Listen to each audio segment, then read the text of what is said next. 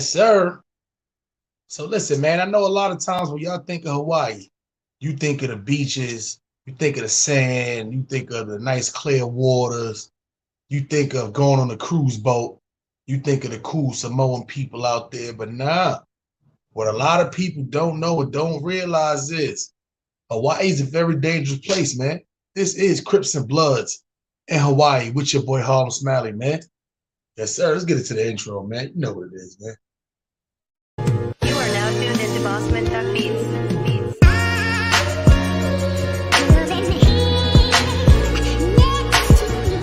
I could have been next to you, and my motions are perpetual.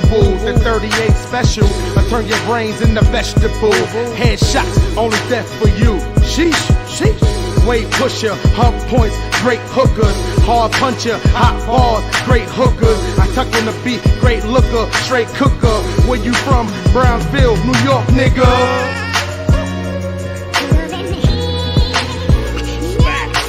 My older bitch look like she young, thick something. While I smoke a spliff, she sips something. No kids or nothing, she's funny and dick loving. Her name meant something, used to sell bricks to her husband, but fuck it. Walked by the police, had to tug it, young and bucking. Time to get out, the bell wouldn't buzz in. 22 little rusted, but still be busting. Screaming and cussing, all you see was niggas leaning and ducking. Sheesh. What the fuck do we have here? Yikes. It's Curry Low, and we back, nigga. My young boy, 30's boy, and we strapped, nigga. What's crack? Let's go. Yeah, I ain't ready for this one. Hey, yo, Tuck. Fuck K.O. Tashi. Yo, man, work time. Lost the nation. Listen, it's the C to the R-I. Leave a nigga R-I. P, so I'm a G, so when I creep, nigga, on I. The hottest shit that y'all niggas seen since the sonar. A once in every 10-year average, just like the solar. Eclipse your boy, Loki, focus on the next flip. And niggas wonder how I get bread. Take your pick, whether it's fucking with the bricks or I'm switching up shifts. The way I switch up my bitch, that's how I switch up my kicks. But you can catch me in the Ville, nigga, putting in work. Dipping from the D's, niggas on my back like a shirt. A hot boy in the shit, but my name ain't Twerk. But you can catch me in New Jersey Dubs, selling that twerk for sure. It's a no swag rap era. We should take it back, no snapback era. Do-rag, fitted cap, backpack era. No mumble rap or this fake trap rap era. Listen, this a no swag rap era. We should take it back, no snapback era. Do-rag, fitted cap, backpack era. No mumble rap or this fake trap rap era. Yo, hey yo, in the booth, right to the pin break, squeeze the 40, shoot to the pin break, lyrical exercise, rappers better get in shape, schooling you rappers for what my pen state, never been to war, you wasn't Call of Duty, only time you play with guns is playing Call of Duty, I'm the shit, you shit, they used to call you duty, you remind me of a Kim K pick, you all booty, roll a doobie, smoke so much weed, man, the weed man, call me the weed man, dispensaries for my weed plan, my independent ladies say they don't need a man, just a real nigga with a good sex game, long dick style, run down on you niggas like Tyrone, long clip style, pow, they done started with the wrong nigga now, choir singing when the casket lowered down. This a no swag rap era. We should take it back, no snapback era. Do-rag, fitted cap, backpack era. No mumble rap or this fake trap rap era. Listen, this a no swag rap era. We should take it back, no snapback era. Do-rag, fitted cap, backpack era. No mumble rap or this fake trap rap era. Yo, that's your shit, Lil. It's my fault. Yo, y'all still tuned in there? Yes, sir. This is your boy Harlem Smiley, man, and you are tuned into the one and only Dirt Gang TV. So y'all know how it go. It don't matter what y'all smoking on, man, whether it's an indica, whether it's a sativa, whether it's a hybrid, whether it's that Reggie Miller, the Reginald Jennings, more sticks and seeds and they give you weed. And I don't care if you roll it up in a backwood, a Swisher Sweet, a Dutch Master, an Entourage, a Bluntville. We added some new additions in there, man. Whether you smoking it out of the bomb, the Fonto with the raw paper, or the Ball Marley paper. But if you add that grappa shit, please keep it to yourself, man. Nobody want to smoke that shit, man. It's time for y'all to sync up. Rich Gang in the building, man. Light us up. Wacko, what's the good word, my guy?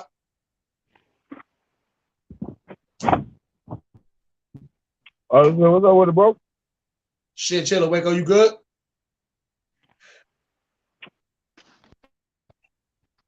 Yes, sir. So today, man, shit, chilling, man. I'm chilling, man. You know, we over here talking about Crips and Bloods in Hawaii, man. So, you know, Hawaii is like a main destination for a lot of people to go, you know, as far as on like cruises and all that shit. But what a lot of people don't know is there's some real like jacked up places in Hawaii, man, to where if you don't end up in the right spot, shit could get crazy out there, man, at the end of the day. So what I'm going to do in this segment, I'm going to start out with my opinion on the top 10 deadliest places in Hawaii. Now, when I say deadliest, I don't want everybody to get misconstrued. Hawaii has it's not a lot of murders and shit per se. You see what I'm saying? Hey, my It's phone a- got it out. I don't want everybody to get misconstrued. Hawaii has a lot of. Yo, Fonz Poe. It's not a lot of murders and shit per se. You see what I'm saying? I don't want everybody to get misconstrued. Hawaii has a lot of. It's not a lot of murders and shit per se. Somebody Got an got echo, an though. echo. One of us got an echo. Fonz Poe, you hear me? Yeah, I can hear you. We good. We good. So echo should be. Let me just lower it down. Yo, what's the name real quick? All right. So yeah. So I know me and you talked about this, man. And yes, sir. Fonz Poe is the special guest today because my man's Fonz Poe is in Hawaii right now, and he's one of the people who actually lived on the East Coast, and he actually lived out there at the same time. So you know, this is why a lot of times we're gonna talk to him and get him on some specific questions. So, Fonz Poe, I was telling people before you came up, I was about to give them good. If you need to come out and come back in, you good. So I'm about to give y'all while he work out the kinks. I'm about to give y'all my top 10 deadliest places in Hawaii. So Hawaii is just not one big island. It's a bunch of different islands that's made up to one. Oahu, yeah, Oahu is like that's the whole island is Oahu. You see what I'm saying? So on the island of Oahu, you got it's a lot of places inside of there. So Palola Valley is kind of like a place to where shit goes down out there. Pearl City is in the top 10 places to where not to travel to when you go to Hawaii. Milani is another place in the top 10 where you really don't want to travel to as far as Hawaii. And I know a lot of y'all haven't been there, but a lot of people in Hawaii like, damn, you know about these spots? You know, and listen, Waikiki. I know a lot of y'all think Waikiki is like listen, Waikiki ain't what it seems. Don't think it's just volcanoes and all that, man. I'm telling you, shit crazy. Shout out to all the Wrench Gang members in the building. Honolulu is like a local place that a lot of people know about. That's like one of the main places people know about in Hawaii. But at the end of the day, Honolulu, it definitely ain't all what it seems. We were definitely gonna get into that. Let me see.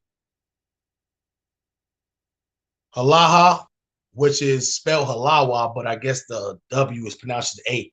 Halaha. That's a place where it's very gang oriented at. Halamanu,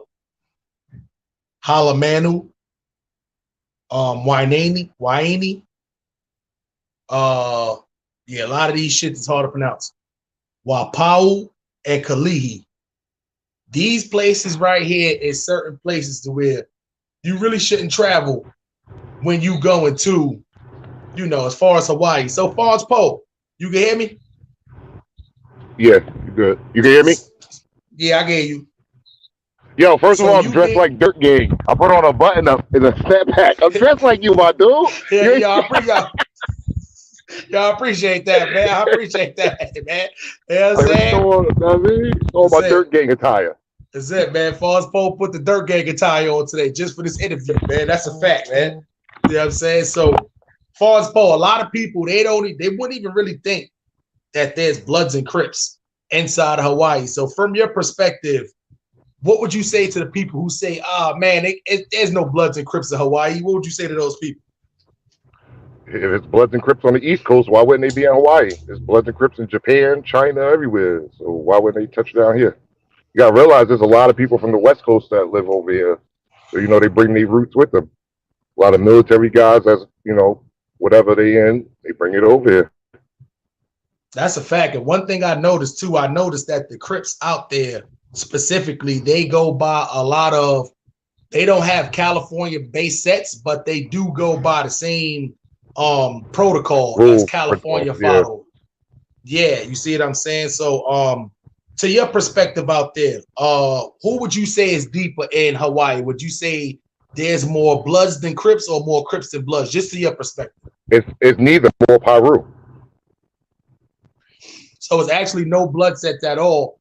It's blood sets, but it's Piru is the main. Well, Pirus consider themselves different as opposed to blood. But we had a little discussion about that yesterday, so that's why I said it's Piru. But yeah, all under the same banner, so I would say Bloods, if anything, but definitely Piru. So now a lot of people, they don't even realize that too, because a Piru will tell you, we rock with Bloods, but at the same time, we're Pirus. You see what I'm saying? We're like our own entity. Yeah. And I noticed that happens a lot in Hawaii. You see what I'm saying? Like I found out those other places we was talking about, those was blood sets. But the big Piru sets. Oh, the ones I've never heard of? Yeah, those are blood sets. Gotcha. Yeah, they're under the umbrella, correct. So now to your knowledge, do the Bloods and Crips, do the Bloods and Pirus out there, do they get along as far as like how they do in LA, or is it just like? I would say pretty much they get along. You got to realize Hawaii, aloha, right? That means love. So Hawaii is a whole different vibe. Like even if you enemies, you're not really enemies. You dig? Because y'all grew up together. Somebody know each other from family. You grew up in a fucking island. Everybody know each other to some degree. That's a fact. But Waco, have you? So go ahead, Waco. I never seen. I was gonna backdoor on that right there, as y'all say. Pause. But what I was gonna say was like down here in the South, I can't really talk on the Blood and Crip culture, but it's mostly it's about what side of town you from with us. You know what I'm saying? Like I'm from the North side, and I might have some enemies on the South side or the East side or the West side. It ain't really. I mean, niggas be gang banging out here, but it's more about what side of town you from. So it's that's the difference. That's a good us, point But that's a good point that you bring that up too, because that's the way that Hawaii is split up too. It's not like you right here on this block and go around the corner, you see Crips. Nah, it's split up in areas out there. Like Honolulu has a lot of Crips is in Honolulu. You see what I'm saying? That's where I'm at right now. I'm inside Honolulu right now. Damn, boy, you be moving around that island like a motherfucker. You in Honolulu I roll right solo. I'm in Honolulu right now. That nigga falls so stupid. You know what I'm saying? So, but it's like you go to a lot of other islands and shit, like Kalihi and I'm trying to pronounce these shits right. Waiani, a lot of these other places, Pearl City, Palola Valley. Those are all on this island. That's all on Oahu. We're all on the whole island of Oahu, correct? You see what I'm saying? So that's why it's almost the exact same way as it is in Hawaii. Like in Halaha, you got in Halaha, you got a lot of Crips out there too. You see what I'm saying? So but it's not like out of all of those places I've mentioned, like Crips probably only run maybe 2 of those cities, the way the Pirus maybe run the other 8. You see what I'm saying? So it all depends on which area you in. But I noticed the Crips kind of run the bigger areas, like Honolulu and and Halaha. You see what I'm saying? Which is more Molly, closer to add on to that. the really, you know who run the whole island? Samoans. Like if you Samoan, blood, Crip, purple, green, nigga, you running the shit. Damn near all. Right? But you know, Samoans. If you want to go, if I want to put my like Tariq said, put my what's that called? The 10 level Koofy hat on. Samoans ain't nothing but niggas with straight areas. Really, what Samoans are. Let me tell you, when they had the Black Lives Matter march out here, you know who was majority marching? Samoans. Yeah. Samoans are just like if you go like to Asia and all that shit, there's black people everywhere. So it's just, but like I've seen Koreans as dark as you. I've met Koreans your color, Waco. Oh yeah, this Koreans darker than motherfucker. Like especially like Vietnam. If niggas want to go, like I ain't trying to get like too deep, but niggas want to go for a history lesson. They used to like the niggas used to go in Vietnam, and they used to be like, "Oh nigga, we ain't fighting y'all. We fighting the white man." So like this niggas in Vietnam looking darker than that back of that screen drop back there. Yeah, no, that's a fact. What's up, Sheree? How you doing, Sheree? Hey, fellas. Hey, panel. But I just had to show you some love and chime in for just a second. Even in LA, the Pacific Islanders run shit. Don't nobody want no problems with none of the Samoans and none of the Tongans in LA. Wait, say that How one more many time. Crips and Bloods you know go up against the Polynesians in LA? Nah, it's and you know what's crazy is too. That's like that plays a big role in Hawaii too. A lot of people think it's just like Hawaiians that's in Hawaii. Like that's one thing me and Fonz Poe was talking about. You know, you got, especially as far as gang members go, you got Filipinos, you got the Hispanics, but also people from Guam. Yeah, and they don't stop. Us in LA know that the Pacific Islanders got a specific type of crazy gene. They never stop. So people be afraid to mess with them in LA. Crips, Bloods, and essays. They be like, they're Pacific Islanders, go apologize. Yeah. I want to ask a question because I know about the streets, but I ain't affiliated with no gang or red or blue or nothing like that. But I feel like now it's like more of, it's not more about colors. It's more about like association. Like more people are like, you might be a blood here, you might be a Crip here, but it's more like if I click with you, then we can do some shit together and make this money together. I feel like that's what it's like now. You know what it is? It's like that now in a lot of other places now, but it's like LA is slowly but surely now starting to creep up to that. But you got to realize this is the LA is the origin. That's the origin. Mecca. Correct. So it's like at the end of the day, they're always gonna be kind of hesitant to, you know, they're always gonna be kind of hesitant to kind of add on to shit, man. So what's good, man? Yo, what's good, family? I've met Filipino Crips with dread. You know what I'm saying? I was a big fan of that G-Unit and Dipset movement, man. But you know, I don't really like the whole aspect of the Crips and the Bloods and the GDs of just because y'all niggas were just some like major hustlers, man. You know what I'm saying? Y'all niggas was about flipping keys and riding clean ass cars and shit. You know what I mean, man? And I was just like, you know, I know this gang shit worldwide. You know what I'm saying? You know what I mean? Where you from? You from Texas, ain't you? Nah, man, I'm from Mississippi. Mississippi, man. You know, I'm from the South, yeah, but I'm a big fan. You know, I'm a big fan of the NYC now. You know what I'm saying? I want to take a trip up there, man. You know what I'm saying? And you know, I had made a video earlier. You know what I'm saying? Talking about this gang banging shit in New York, even though I ain't from there. The only thing I'm confused about, homie, is like how niggas Crips and they GDK, and then how niggas Crips and Bloods in the same gang. Cause like when that gang banging shit was behind him, you know. Look, all right, let me break this down to him real quick, and then I'm gonna break this down. Then we're gonna jump back to the Hawaii factor. So let me first start out by saying to you and everybody else that's like not from New York that's listening, it's not Crips that's running around saying GDK. They call it the Chos. So let me break that down, right? So basically, just think of just think of if you was in Mississippi, right? And you had and just say if you had two different rap crews, right? But one rap crew consists of having a bunch of GDs in it. But the other rap crew just had people who was friends, but some of them friends was Crips and some of them friends was Bloods. And then those rap crews started beefing with each other. That's the best way to simplify it. So the only thing when you hear those Crips running around that saying that is only because they only in that specific thing and that specific shit where they running with the wolves. There's a lot of Crips in New York City. There's only maybe I would say about 10% of the Crips in New York City that runs with that GDK shit. Out of the whole New York, it's maybe only 10% of Crips that use that term. The other 90%. You know what? Crips He asked a question. I was going to ask you too, Harlem Smiley. What is the woo and the chew and the do? Like, what does that mean? They all under boo boo boo.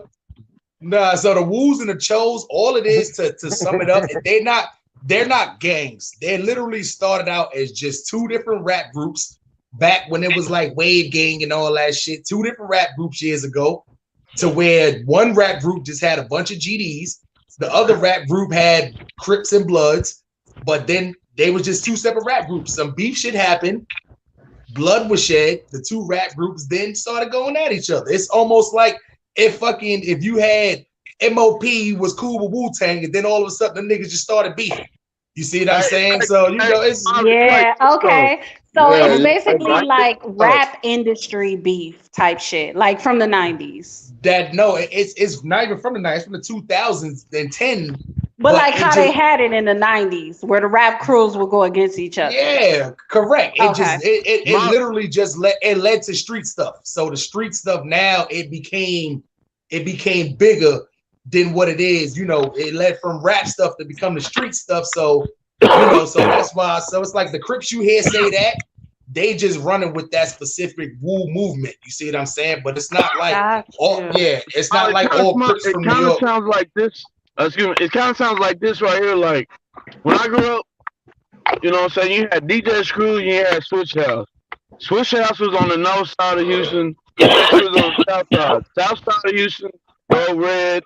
North side of Houston, road blue. But it wasn't no like Crip and Blood shit. It was just like that's what it was. You know, they had the candy. Yeah, man. That you know, I know what you mean on that. That similar shit was going on in Jackson, man. You know, hell.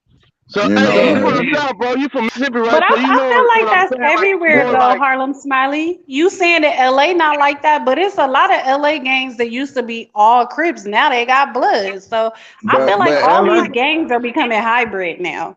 But LA niggas like LA Crip will bang on another LA Crip too. So you know it's that too. Like that should be crazy. But like look at like Normandy. You know what I'm saying? Like when you look at the A-Trace, half them niggas is still all Crips, but the other half of them niggas they clicked up with Bloods. So I feel like that's going on everywhere. But now hold on, y'all. But Sheree, you know what that was though, and the only reason why in LA is different. In LA, you actually got Crip sets. You got Crip sets that are rock with Blood sets just because they got more hatred for the other Crip sets. The A-Trace gangster, they biggest rivals is not Bloods. Their biggest rivals is the 60s. So it's almost like, you know, the enemy of my enemy is my friend kind of ordeal. So that's where that comes into play at too. But Smiley, you gotta admit though, for real, like I'm not a gangbanger, but I understand a bit of the culture, right? It be the funniest shit. You meet a super Crip and their best friend is a Blood. Like, so I feel like this ain't new shit. You know what I mean? Nah, it's not. You gotta realize because you may have family members, you may have grew up with this person before Bloods, you may have to work with this person. So it's like at the end of the day, this is why a lot of those super bangers, which I call them, they get stuck standing on the corner and all that shit and never making no money because they can't keep their composure enough to actually work with these people in areas where you gotta work with them. And then we're not talking about being buddy. But sometimes it happens like that. If you was on the playground with this kid, you know, first grade through 6th, 7th grade, and then y'all end up going to different high schools. Everything. Yeah, but then y'all end up going to different high schools and shit like that, and then y'all ain't see each other for 15 years. But he turned Blood, you turned Crip. Y'all see each other 15 years later. Should y'all automatically bang on each other? Forget about all those fucking times y'all was sitting splitting Lunchables and shit on the fucking playground, and you know shit like you see what I'm saying? Like I was saying, I think it's like regional. Like in the West, like that gang banging shit, like the color you wear, that's like real deal. Like, oh, dude from Mississippi, like he might speak on it. It's more about like what block you from. In the West, is about what color you banging. Because, like you said, in the West, you could be red on this corner, blue on that corner. But you know what I'm saying? I think that's what it's about. It's about regional. It's regional. Yeah. But you know what? I want to address something that Dark One said real quick. I'm tired of Southerners coming for us in LA or in California about gang banging, because we wouldn't even have gang banging if it wasn't for Southerners. Raymond Washington came from Texas. Stanley Tookie Williams came from Louisiana. So it's y'all crazy asses that came west and went up north and turned us out. Hey, but on the cool though, I'm gonna say this on the cool though. Niggas want to hate on the Southerners and all that. If you look at your family history, most of y'all niggas come from the South. Most of y'all niggas come from Texas. No, I get it, but I'm just saying, when they point at our big city problems, usually those things were developed from people who came from the South. Y'all came and set it off, not the opposite. I mean, I ain't gonna lie, man. You know, now I was like in 08 and 09 when that gang banging shit just really came like to Jackson and just came like.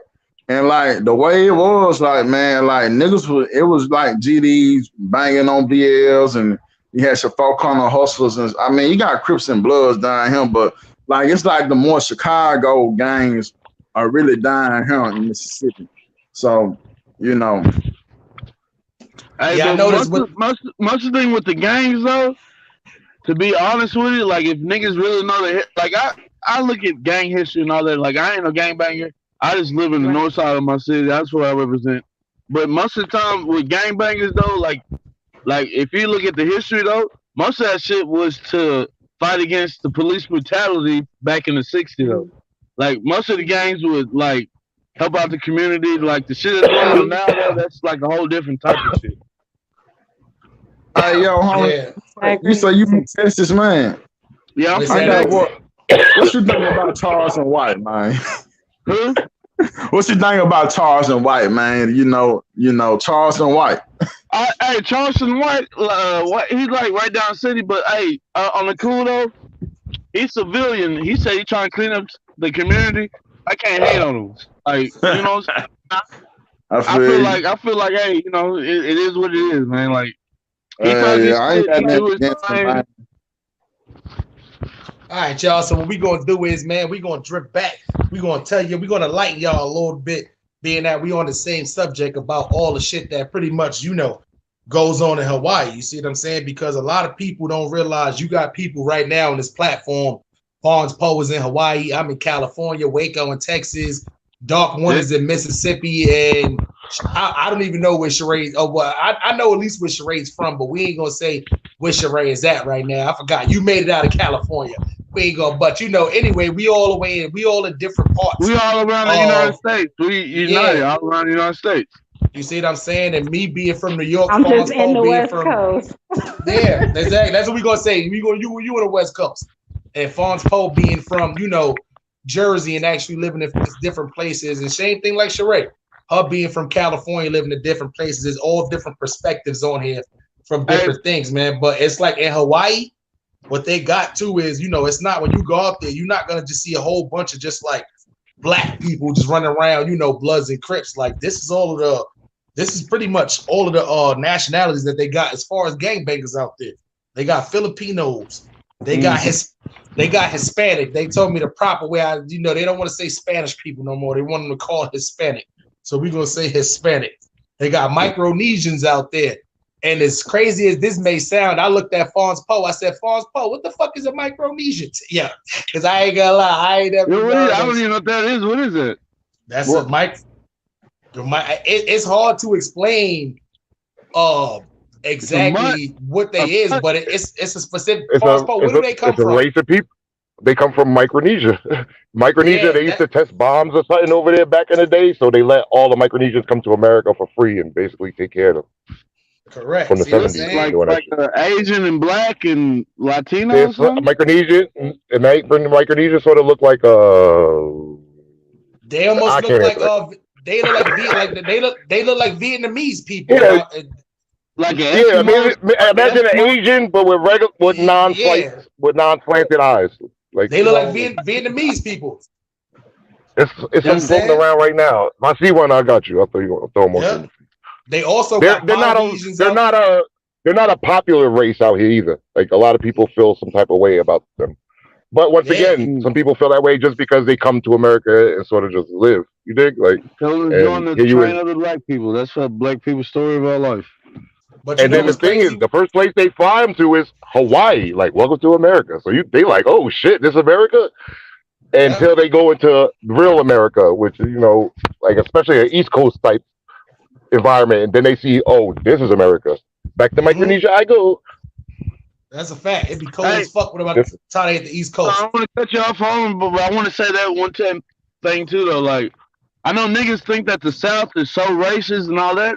Hey, but in the East, and y'all got the worst racists in the East, cause them niggas be smiling in your I wouldn't face. Y'all say don't even that. know the Because the East is such a melting pot.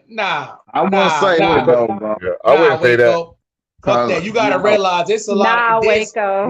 When you go to the East Coast, it's only certain places where you find that shit at. Like maybe Nah, in but parts in of the South- hold on. Nah, Maybe in parts of Maryland. Pennsylvania, Maryland, maybe certain parts of Virginia, shit like that. Far Rock 22, thank you for the donation, my guy. I appreciate that all day. But when you go down south, you know how many places everywhere from South Carolina and back, you got to worry about at least one of those. I'm gonna explain myself why I say that, though. I'm gonna explain myself why I say that. Because I got a Hi, nigga Farrah. from Mississippi up here. See, up in the North, though, them niggas smile. Hey, I voted for Obama and do all do. But in the South, you know who your races are. You know where to go and where not to go. You're trying to say the North got more undercover racists? Nah, that ain't no cover him, man. It's like blankly in your face, man. Yeah, so That's what I'm saying. They got That's more what undercover races. You know what I'm saying? Okay, I guess. And down south, they let you know, hey, we don't fuck with you over here. Okay, that's cool. Up north, they like more undercover, more, you know what I'm saying, undercover races. That's what I mean by that, though. But I have a question about Hawaii that somebody else asked too. What is the violence factor in Hawaii when it comes to the gang? I've been out here 3 years. I've been out here 3 years. In 3 years, I've heard of 3 shootings. Yep. So, Sheree, to answer your question, majority of the crimes. Majority of the crimes is go ahead. Majority of the crimes is crackhead crimes, like people breaking in cars, houses, like fiend shit, like petty bullshit. You think? Like that's majority of the shit. And that's it's a lot of I don't want to go to. It's a good nightlife. It's a good Hawaii got a whole flip side. You dig? You got the beautiful palm trees, tourists, the beaches, and then you got another side of it. Just like anywhere, like and shit get deep. Like it's like I've been all over this island 500 times. It's places that people really don't go. Like they're like, oh my God, you can't go down that street. Like they're gonna throw a mattress in the back of your car. They block you off and all this shit. And I be on that street on live massive times, and they got palm trees. It ain't scary to me, you dig? But it's places that get real though. You got to realize out here, you will really get left in the ocean. Like they will literally put you in the ocetion. So let me hold on, Waco. What up? Let me break. Go ahead. Go ahead. Ask your question. Go ahead. I just want to ask him, like, is it more like because of the poverty? Because I heard like Hawaii is like cost of living is high in Hawaii. You know what I'm saying? All right. If you make under 90,000, yeah, that's exactly what it is, Waco. Because if you make under $90,000 a year out here, you under the poverty line. You dig? Yeah. So that's more of a. It's not like it's a bad thing, but like anywhere you go, it's like in my city. If you ain't making that money, you're gonna do what you gotta do. Like it's more like environment. Like, all right, it could be a beautiful out city, here, but it's more like you're not. Because meth is real bad out there. Am I right? You don't say. Yeah, it is. Nah, don't do that. Yeah, go ahead, Paul. Answer the question. What you about to say? Go ahead. Yeah, the poverty thing is definitely the cause for a lot of the little fiend shit. Like I said, the fiend crimes. I call them crackhead crimes, fiend crimes. Breaking in cars, breaking in houses. Like that shit Yeah. So it's not gang But violence. The violence is no, there is due to the poverty. once again, people grew up on the island. Like everybody know everybody. If I don't know you, one of my family members know one of your family members. You dig? So it's y'all fighting. It's a lot of this. Niggas throw their hands all day out here. They call it scrapping. You like scrap? They're gonna scrap. Like niggas will throw these all day, 4 times a day. They That's take like off their South. Niggas UFC throw shit. hands all day in the South. Yeah. Yeah, like it's not a look, big hold on, gun. y'all. Yeah, so let me break some But statistics down for y'all to kind of sum this up. This little, because a lot of people think when you think of gangs, they think it's just like in a lot of the places we live in to where it's just a lot of shootings and a lot of running down on this block and that block. Nah, the gangs out here. So from 2001 to 2004, they had absolutely 0 gang shootings, 0 gang arrests within those whole 3 years. From 2004 to 2017, there was a total of 3 shootings. From 2017 to now, there was 6 shootings as far as gang violence. But when you talk about as far as like other shit, graffiti, that's like a big thing out there too. The gangs, they tag on fucking everywhere. They tag on people's houses. They tag on fucking everywhere to mark their territory. So if you got a house out there, you just spend a couple of $100,000 on, they might tag up your shit. So that's like a big thing out there too. Theft. They do a lot of B&E right there. For all y'all don't know what B&E is, that's breaking and entering. They will break it and enter your shit like a motherfucker. You see what I'm saying? And I'm not talking about just like, and that's not just with houses. They steal cars. Listen, I'm talking about like when it comes down to theft, theft is like a very big thing out there, especially tourists. Pickpockets, they count that as theft. They pickpocket the shit out of tourists out there. Robberies, not so much. You would think there's more pickpockets happening than robberies out there. You would think it might be easier to lower them over here. Yo, I got some weed for you. And then take all that shit now. But pickpockets happens all the time down there. Majority of the time when they rob tourists is with a knife. Like majority of the time they only got a knife. So if you ain't scared of a nigga with a knife, listen, if you got a knife and I got a bottle, nigga, I'm ready to go. Like, I don't give a fuck. Like, the fuck is that knife gonna do? I'm not giving up nothing. That shit crazy, my nigga. But the drugs, though, the drugs is I would probably say, as far as Hawaii goes, they're way more organized and push way more drugs than any other gang in any other place. That's factual. Yeah, that's so the difference. Objective of their gangs is the drug trade. Well, yeah, because in the island, it's hard to get cocaine and weed. That can go rude, but cocaine and all that other shit, it's hard to get that shit shipped to Miami. I mean, not Miami. I'm tripping. Let's just say if you're not a certain race or if you're not with a certain gang, you're not moving shit on that island. Yeah. So you know how. Taxed. Yeah. So you know how. If you want moving, they'll let you move it, but you're gonna pay. That's a big thing out here too. Extortion. If you open up a store, somebody is gonna walk in your store and say you need security, and you're gonna get that security. You're gonna pay that how much they want monthly for that security. Like that goes on. Like it's just is what it is. That's a fact. See what I'm saying? So it's like Waco and our spots, we could just go right to the spot right now and just go try to post up on the corner right now and try to get that money. In Hawaii, that shit is non-existent, my nigga. You got to go through this person to go through that person, and maybe after they tax you a little 20-30%, maybe the supply you only getting them. There's probably only like 4 or 5 niggas in Hawaii that get the good shit. Then after you get the good shit, you step on it. But like where I'm in Texas. I ain't gonna lie to you. Like if I wanted to get out here on the streets and bleed the block, I could do it because shit, I can fuck with the cartels right up front. But in Hawaii, I think Hawaii they like that what they call it glass or that clear or that that's meth. Yeah, glass clear. But I ain't gonna lie though, man. That shit hit hard down here too, man. Like, that shit hit hard. Crystal meth, I think, has tore up every single fucking city. Crystal meth is crazy. 30 years ago, it was with the crack epidemic. Now it's meth epidemic. Guess who's affecting more? Guess who's affecting now? Guess who's affecting now? Ain't affecting us. Not 30 years ago. No, it ain't affecting us. Nah. Niggas. You know who's doing meth. I ain't gonna say no names. You know who's doing meth. Yo, Stats 280, I appreciate that donation, man. And y'all don't forget to go subscribe to Stats 280 channel, man, for some more dope content, man. So, Dark One, let me ask you something, Dark One, because I know, I know in my area, you know, it's not even in my area where I'm at now. In my area in New York, there was a time to where crack was just spilling and running through the whole New York City, and there was crackheads everywhere.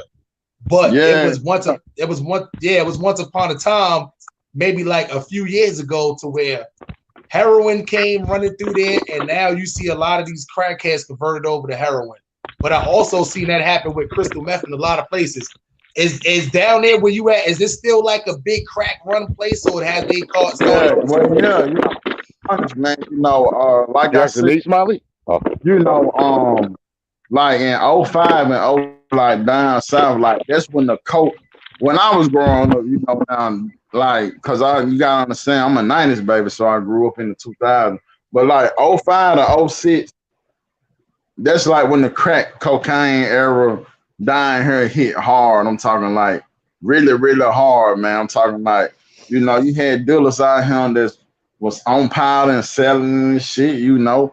You had niggas out here trying to be Tony Montana, you know, and yeah, the crack era, it was always around him, but that meth and them pills down him, it's like that shit just flipped the whole game on his face, man. It was like them pills. People don't be talking about them pills. I witnessed that shit because, like, you gotta understand, like, I was like 06, man. I'm seeing it's really a hustle.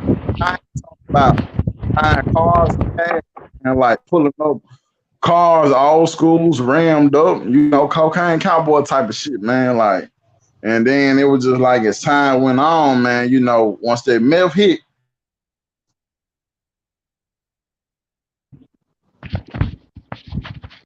Yes, Sheree. So let me ask you a question, Sheree. What about what have you been seeing happening with these pills around town lately? Because I think between these pills, I don't think crackheads convert from being crackheads to being pill heads, like real life. That's like, on our side. That's on our side out here.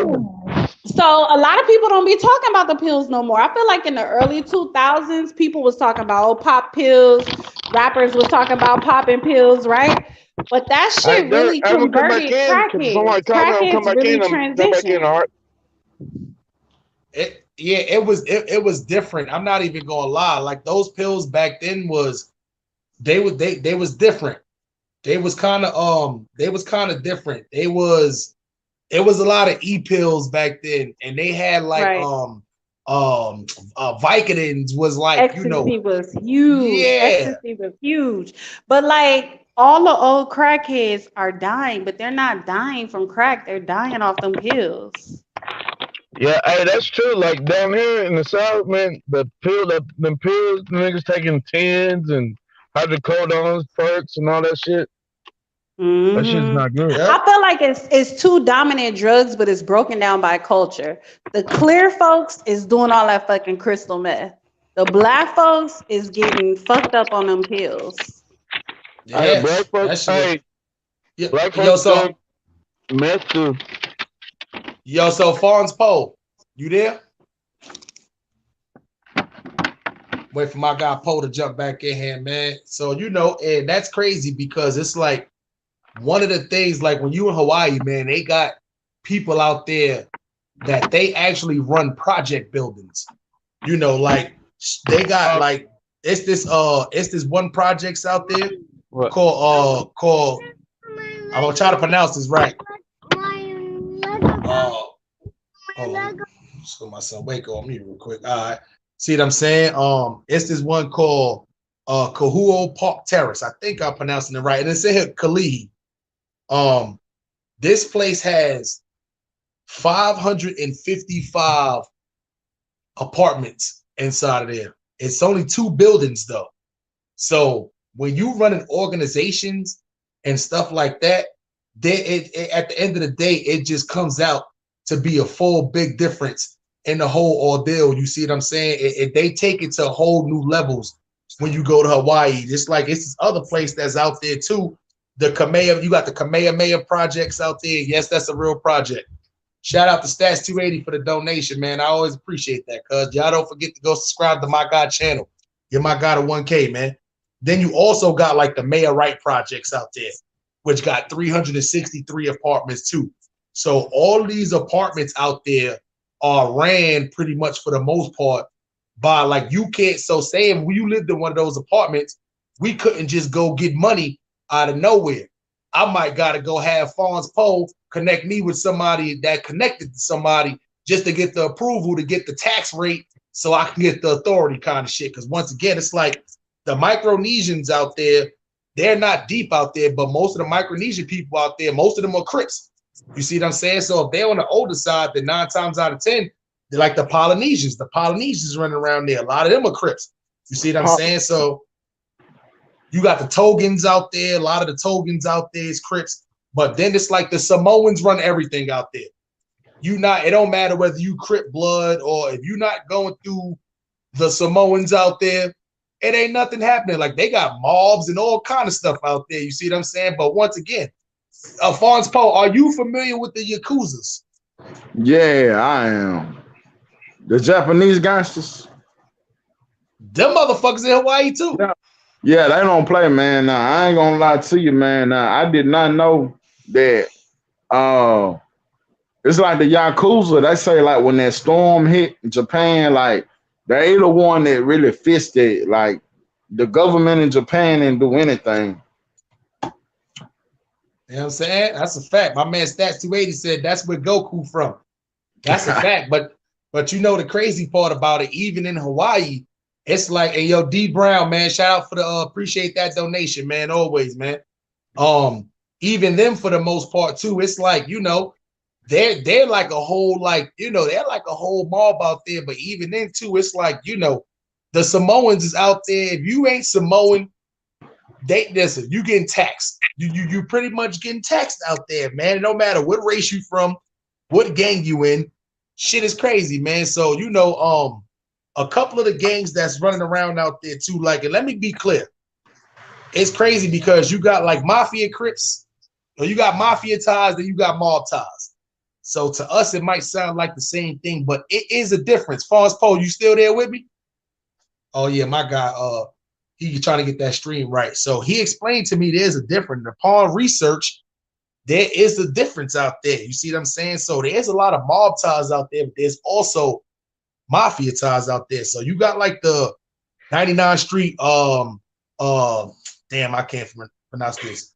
The Hawaii mob Crips, but then you also got like mafia Crips out there. So it's like at the same time, it's like they may not rock with each other, but it's a big difference, man. Then you got like the KPT Crips out there.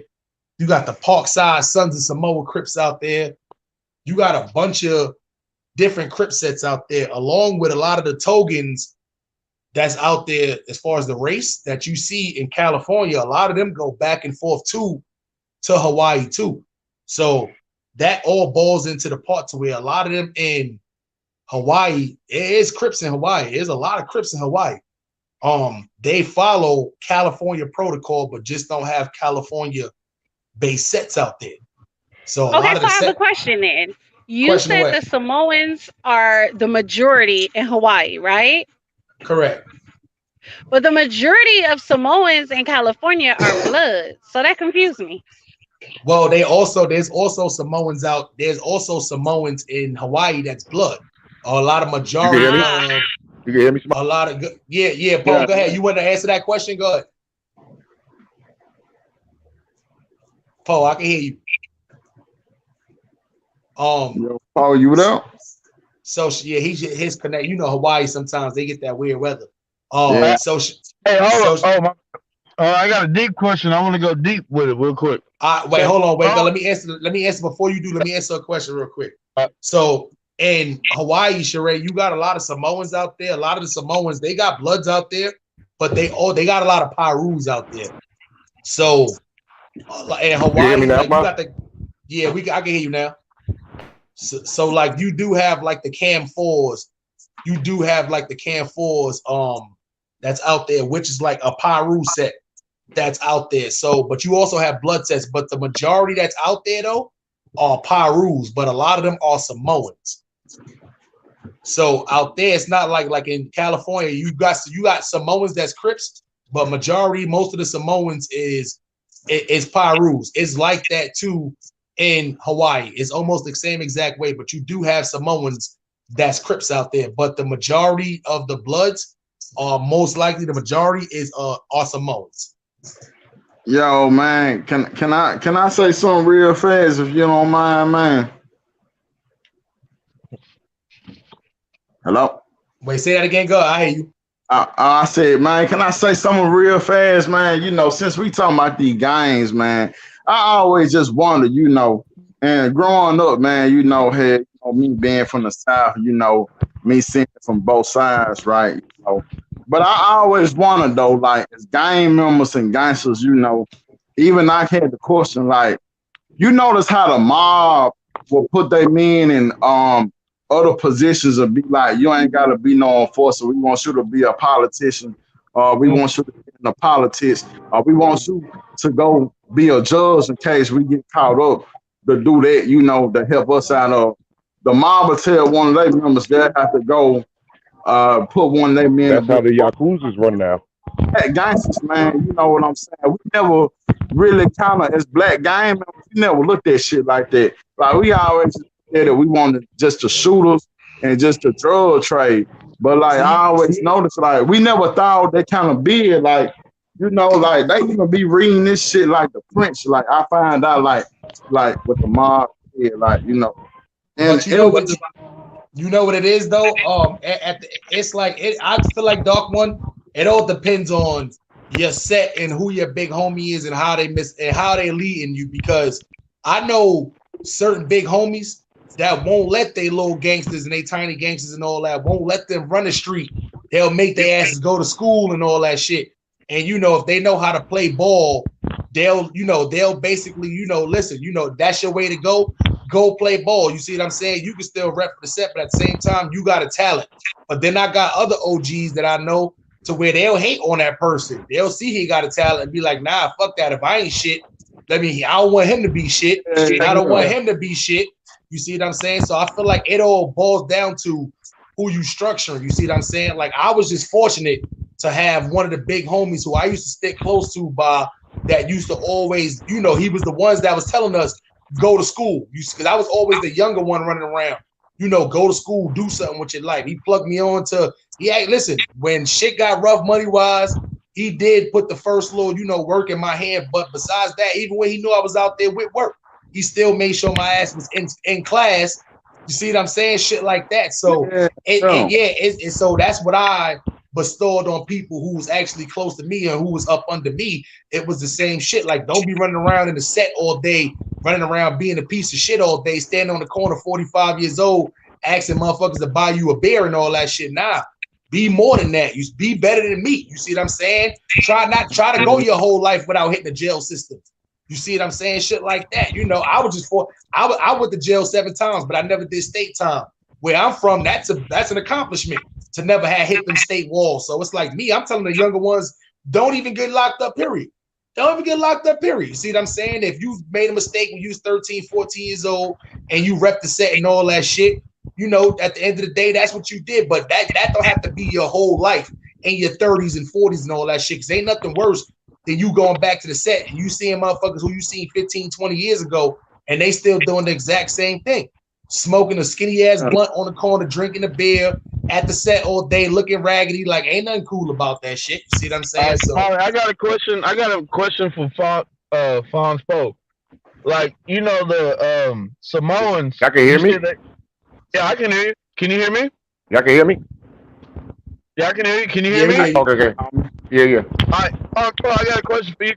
Y'all know. I got you. Y'all can hear you. So, I got a question. So, like the Islanders, you know, they're Bloods and Crips, but do you think they're Bloods and Crips first, or they Islanders first? Like, you know what I'm saying? Do they rep the definitely Islanders first? Do they rep?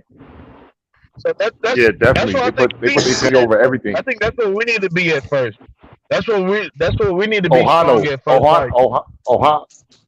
Ohana. That means family. Like, and your Ohana is everything. That's I'll always See, go in that's front what of I everything. think. Like, it's good to be a blood in the crib, but at the end of the day, you black, so you need to come together first, though. Because I feel like those Islanders, if they see someone beating up an Islander, it don't matter if they blood or crew. I feel like they gonna help that Islander out. I feel like that's what I feel like. And you know what it is, Waco? And I'm gonna be 1,000% honest with you, man. It's like the Bloods and Crips, when that whole shit first got started in California in the late 60s, early 70s, all that shit was hold on one second. All that shit was pretty much, for the most part, was like done by teenagers. It was started by teenagers.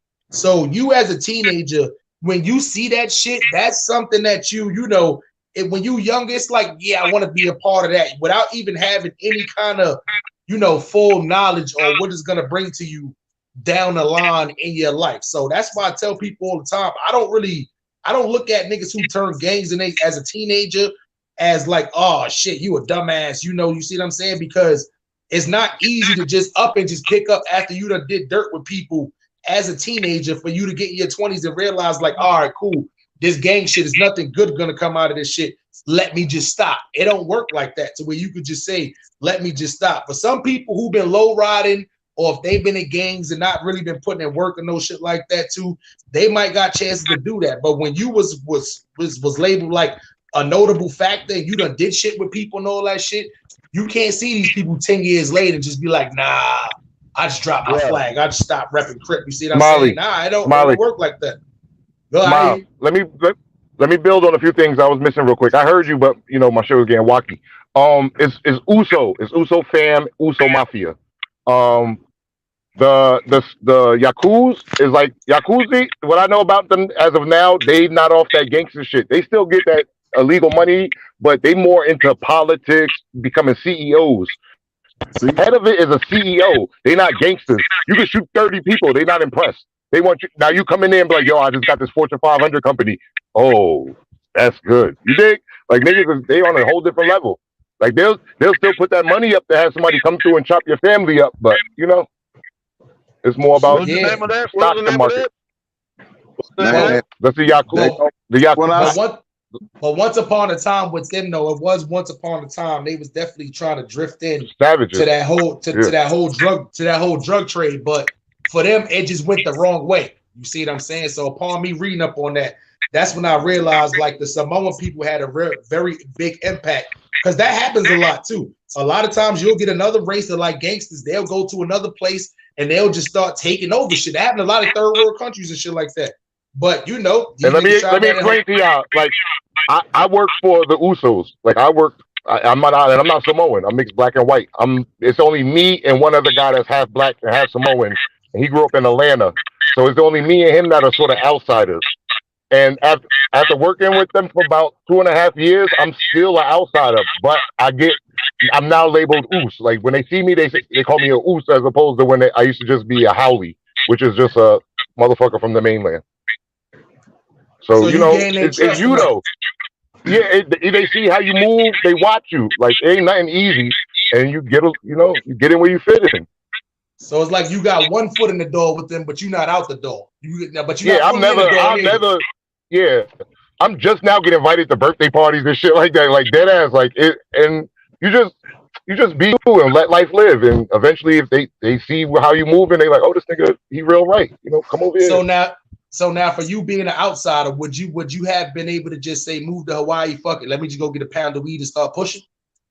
You gonna get your shit pushed in. That's what you're gonna do, and somebody else gonna be pushing your weed. Because they're gonna send a nigga like me from the mainland that don't give 2 fucks and has got a plane ticket to go home anytime. Stay on my grind. Well, let me stop. Allegedly, they would do something like crazy.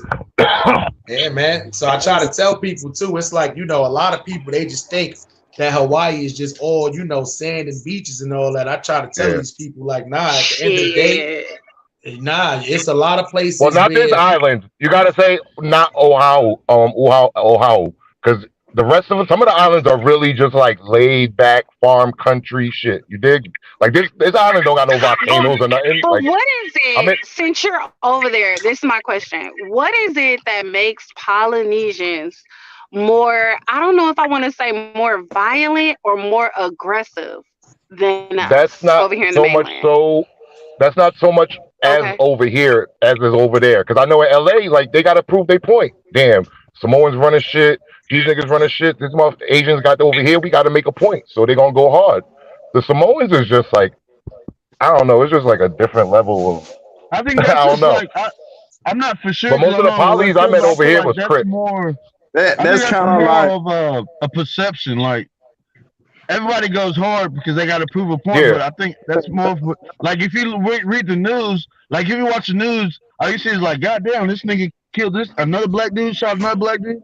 But I grew up in mostly a white city, and niggas, white dudes kill white dudes every day. Trust me, I know. White dudes are yeah, robbing houses. that's White like dudes that's are like out But here wilding out. yeah. but But like they don't put that on the Texas, news. I don't think you really get the climate of California. Like nobody wants problems with the Polynesians. They a But that's just different like in the level of South, though. That's crazy. like in the South, he can Like say, like got a Seven on lot of Two, like he can say in the MS-13 South. members in Texas too, man. A lot of Hispanic gangs, like the Yeah, yeah, cartels them in niggas Texas chop yeah, their too. head off. Them yeah, Yeah, niggas like chop You their like head know, off, like no problem. man, like I like yeah. know. like Sheree. Look, Sheree, I'm not even be honest, right? Like you know how in LA you go to certain places, there's a lot of Mexican gangs and squad that's feared. But when you go Right. to New York, there is really they got MS-13s out there, but that's it. The Mexicans in New York is way different than the Mexicans in California. You don't have Mexican hoods and Mexican blocks and all that shit. There's And a lot the of Mexicans Mexicans in in New New Ah, York. Jersey so is it This in non-existent. the changes South. in different regions, is what you're But I Yeah, can saying. speak for this in the South, though. correct. Like, you know, in Okay, California, got the it. Mexicans in California, but when we hear in Texas, when the Mexicans in California don't fuck with the blacks in California, but down there in Texas, they coincide. But you got your racist Mexicans, but you got the cartel, you got the niggas that are, if you don't get that money back, they'll kill your whole family, come in your house and kill your whole family. And Oh well, and man. I had a and Waco, homeboy that went through that, bro. I had The, a the homeboy. KO show, you on the island? Because what he said is and the, true. They don't publish a lot of the crimes that happen out here because they need tourists to come out here. You dig? Okay, Like it's a con, whole like right. game rooms, after hours, all that shit. Like those shits exist heavy. But you know what the police do when they come in there? Nothing, because they're not trying to fuck shit up. What they want is people to be working. Now all these people that's working those illegal establishments, niggas would just be on the streets ripping and running. So they finally figure, all right, at least they here and they doing something somewhat productive. You dig? Like, so it's a lot of shit that get turned a blind eye, but they got to. Mm-hmm. yeah, They And want to man, make it All perception. Like, the illegal massage parlors, all the Okay, prostitution, Smiley gonna that gotta cuss get. me out, That, but it be tripping me out because Smiley, I thought you were Hispanic. I don't know why I thought you was I, like a Dominican, Puerto Rican, something like that. I thought you were people think Hispanic. the same thing about I, me. People always think I'm I, Spanish too. nah, I get that shit I all the did. time though. I, But nah, I'm mixed though. I'm mixed though. Like that's why I get that shit the both, same. I get that shit too. I'm lying. I'm yeah, lying. Let me. both, I'm both. lying. I'm I lying. ain't never got that, man. I ain't gonna lie to you. I ain't You never ain't got that. stupid. They on YouTube they call me and Fonz Poe Mexican all the time, and I don't get it because I never, But besides YouTube, I never got called looking Mexican before though too. But both of my parents are look, mixed with with my mixed button up, with I look black and Mexican. Spanish, so so that's why I pretty much got like so this. you do But I have think, El Spanish Jefe, blood, is what you're saying. El Jefe, yeah, El that's a Guapo. fact. I ain't gonna lie. Like my dad got mad different nationality of kids. My dad got Colombian kids. My dad got Puerto Rican kid. My dad got a kid with it. My dad got a lot of baby mothers that's different nationality. Let's just say Hey, that. but See what I'm I don't saying? got no Smiley Spanish in me. and Fonzo, I ain't gonna lie to you. Y'all two niggas look like some niggas this from the hood that look like a nigga, a light skinned nigga. Cause in Texas where I'm from, y'all niggas just look like some regular ass light skinned niggas. Y'all Yeah, don't look like that's what Mexican I niggas. really thought too. Nah, I ain't gonna like when Well, I saw wake you, up, homie. since you talking all I that thought mess, you was let just a me get light at you skinned because I cat, was gonna man. give Texas a pass, but now I gotta talk about Texas. Gangbanging to me in Texas don't even make no sense. I Say was in what? Northeast Texas and my cousins was talking about we Crips, we Bloods. How the hell y'all gangbanging and we all cousins? Nah, but in Texas, Who are y'all hey, banging on? I'm gonna be real, man. That Mississippi shit real too, man. Like, Texas, yeah, there's Crip and blood, but really most of the time it's about what side of town you from. Yeah, but north side, south you know, side. you know what it is though. That's what it is too. Texas is big as shit, but Texas, Waco, Bloods and Crips been in Texas since the 80s. That was the first. That was the second place that they drifted when they drifted from California. Texas is so big though, man. Texas is big than a motherfucker. It takes me 8 hours. I'm in the center of Texas. It takes me 8 hours to get to it takes me 4 hours to get to Louisiana. If I want to go to New Mexico, it takes me 8 hours. If I want to get to California, it takes me 12 hours to drive. So Texas is big. That shit but crazy. There's gangs in Texas, don't get me wrong, but most of the time, if you from the north, south, east, or west, what part of town you from is what it's about. Yeah, I feel like that's a big section over here too, like that. Like it's more like where you from as opposed to what you banging. You dig? Isolation. Cavadine says Smiley is a common Mexican name in Cali. Yeah, you're right. You know what's crazy? Big Smiley. You dead ass. That's Big Smiley, Holmes. Right. But the nigga who gave me that nickname he's from California. I was in New York, but yeah, he was a dude from California that gave me that nickname though. So that makes sense. I didn't realize that till I moved to California for the first time in 2000. No, that was the second time. 2003 when I moved to California, and I'm like, damn, what the fuck? Only Smileys I'm seeing out here is nothing but Mexicans. I said, quick question, real quick.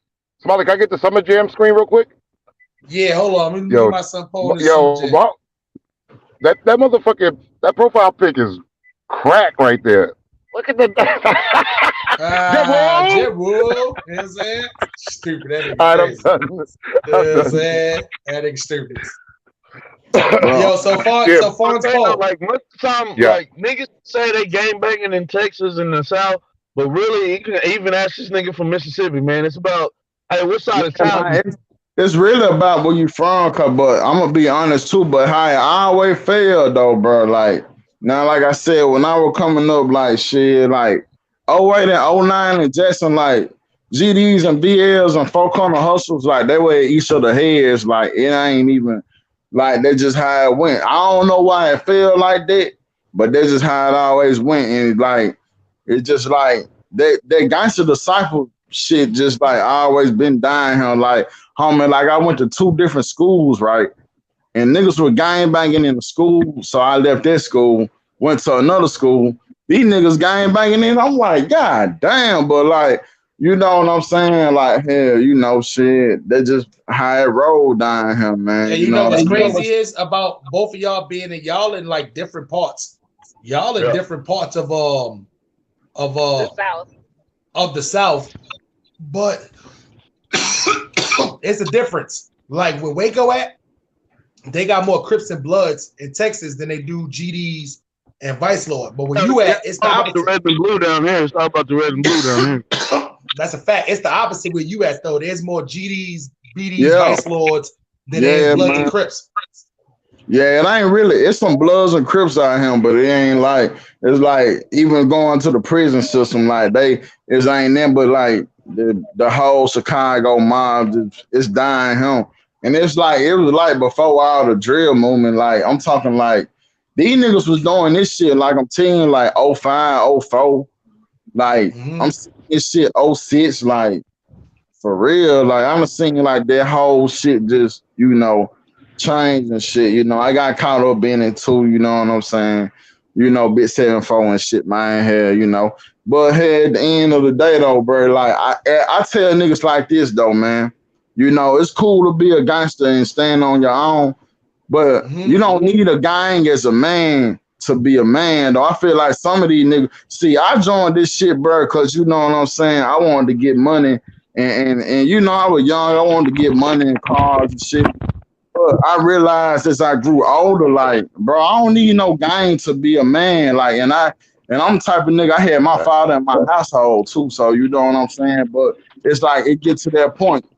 You can come from a 2-parent home and shit, but it's like once you get older and shit, man, you see other niggas doing this and that. You gonna want that. You see you in school and you see a nigga pull up in his buy Chevy or however y'all do it up in East Coast, he pull up in his Audi on them clean rims, you know. So with he gonna want that. The bang on that bitch. Yeah, bang on that bitch, you know. Yeah, it's just like any young nigga see an older nigga in criminal activities and they see him get money, whether they gang banging or selling dope or doing both, they gonna gravitate towards that, man. Cause and sometimes it just be your bigger cousins or your older brothers or a sibling, and you just like, damn, he getting it. Fuck that, I'm getting it. Yeah. Hey, but I don't know about this. Smiley done blew my mind today. Now I gotta go to Hawaii just to take a picture of a Crip Samoan.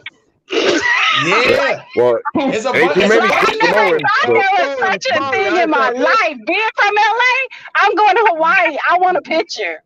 Yeah, Fospo, that's why she say that because most of the Samoans in California they bloods. So, but you know, but ain't too many Crips out here either. I don't think I ever met any Crips Samoan. I don't think. Yeah, but there's Alaska. There's a bunch. There's a bunch. You got to go to Halaha, man. Gangsters everywhere, bro. Look, there's a Micronesian kid right here. He got a. You got on what? Fonz is on mute. Fonz?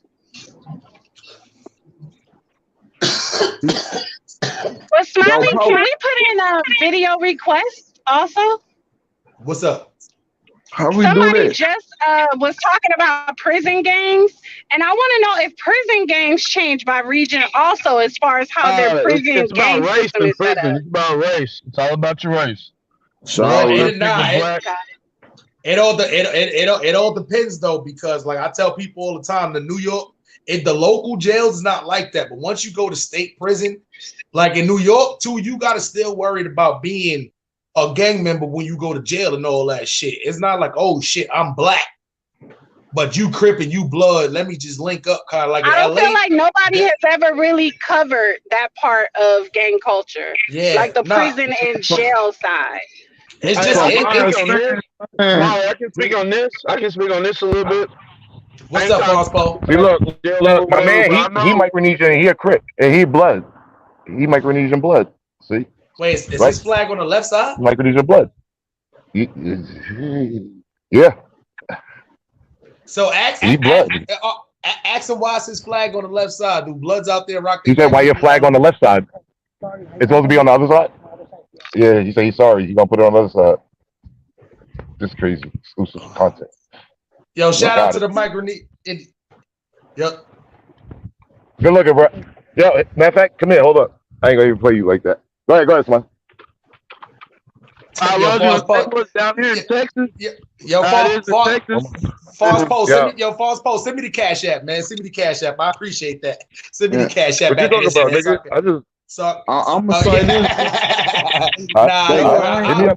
I'll be on work. All right, my dude. This book right here, man. This shit right here. Man, niggas is really living by this shit when I go in the jail. Yeah, you gonna die living by that book. Everybody who lives by that book, you gonna end up a lonely old man. That book is stupid as hell. That shit is from 1800s about war veterans. That shit ain't about no fucking living life in nowadays. Yeah, stupidest book ever. I got the 48 Laws of Power. I don't live by it, but I got it. And then look, I got the Prince by Nico Machiavelli. You know, I read a lot, bro, because it's good to educate your mind. Then I got The Art of Seduction, too. You know what I'm saying?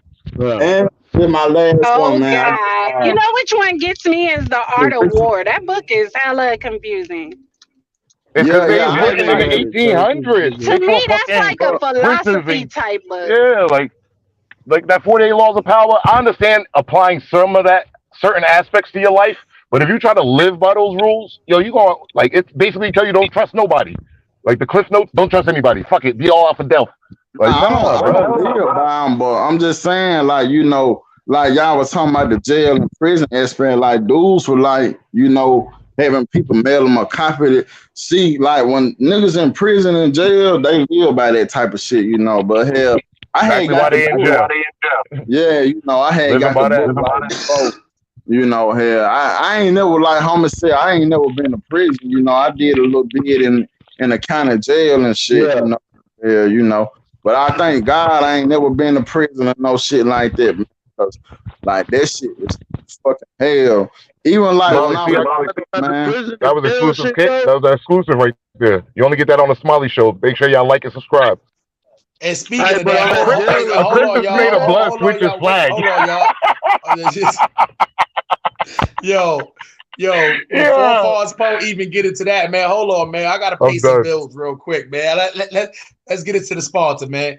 If you want your newest apparel, man, sponsored by Real Nigga Crips, where we make blood. Change their man, flag. don't try to fuck up my sponsorship, man. That's stupid. Y'all don't forget to go shop at M14clothing.com. Don't even put in clothing. Just put M14.com for your latest newest apparel, man. They got everything you need. They got men's clothes. They got women's clothes. They got kids' clothes. They got fashion memorabilia. They got your newest designers. You can customize stuff. You can get different sizes. I mean, sometimes if you a big guy or sometimes if you too short and your pants keep hitting the floor, you might got to get the low hem and all that too. Or if you want a specific pattern, they do it all for you, man. And if you use that promo code DIRT, you can get 30% off your next purchase, man. So I know y'all see it flowing across the bottom right there, man. Shop at M14.com and use that promo code DIRT, and you can get 30% off your full purchase, man. And trust me, your girl, listen, fellas, if you all the time, Valentine's Day coming up, we figuring out what to buy girls, man. Go to M14.com, man. Guarantee you're going to grab something out of there, and you're going to have a good Valentine's Day instead of sitting in there in the living room playing 2K because you done walked in there with the Burlington Coat Factory perfume. She don't want that shit. She don't want that shit at all, man. Shop at M14. The Burlington Coat Factory. She don't want that. Bro. I got something to ask you, man. I want to always know, like, shit, bro. And like I said, I've been a big fan of New York hip hop. Like a lot of niggas, some niggas down south just couldn't believe it. But like, I'm a big fan of New York hip hop, like from the Lost, Jada Kiss, you know what I'm saying? Jay-Z, goddamn, you know what I'm saying? Take it back to Big Pun, Fat Joe, 50 Cent, just the whole Dipset era, like, But I always wanted to know, man. Now, from that era to like what's going on now, how has it changed? Like, you know what I mean? Like when you was like, I know you probably, I don't know how old you are, and I ain't gonna ask you, but like, I'm 36, bro. I don't have my age. Good, I'm 36. It changed in the gang aspect, you mean? No, just to change, like New York, like before the gangs always were gangs, but like New York before the gangs, it was like always about niggas just hustling and getting fly jewelry and getting money and getting cars. Like at least that's what I thought and saw. But like what it is, Doc One, to answer your question though, in New York, there was per se called, there was gangs before in New York before there was Crips and Bloods. Crips and Bloods was just the first color based gang. Like even before Crips and Bloods, Sex Money Murder was a gang before they turned into a blood set. Like it was already little sets of parties from where you from. Another gang y'all got too. It started with a T. I can't think the name. Then they stabbed a 15. The Trinitarians. The Trinitarians or whatever. That's some new shit. That's basically Dominicans don't play turned into that shit. Well, yeah, we got a blog. We got a blog coming on that soon. I'm saying I did the blog already though, but I got the interview coming soon about that. But they're kind of newer. They're newer. Even before that, I had the Warriors too, though. What happened? He said we had the Warriors too. I had the Warriors too, though. Yeah, out of Coney Island. You had the Warriors. The low lives, you had the deep, he ain't even catch it. He like, yeah, we had that. I know, y'all. I know. He said we had the Warriors. It's too many of y'all talking to y'all shit cutting in and out. That's why it's like Waco shit cutting out. I can't catch everything. He said the Warriors though, like get it, the Warriors, Coney Island, the movie. The Warriors come out and play. Nah. That shit. That was MOP. MOP will come out and stomp niggas out like that. That's MOP will come out and hit the Warriors on niggas. But other than that, though, you had mad shit. You had the low life, you had the Latin Kings that was running around before the Crips and Bloods even came to New York, because a lot of people think the Latin Kings came from New York, but they came from Chicago. They were just in New York for so long. You see what I'm saying? So at the end of the day, when you think about that, it's like there's been way more shit in New York before the Crips and Bloods. It was like the Crips and Bloods just it took off so fast that people automatically just started thinking like when I came out here in the 2000s, it was still people in California that didn't even know that they had Crips and Bloods in New York yet.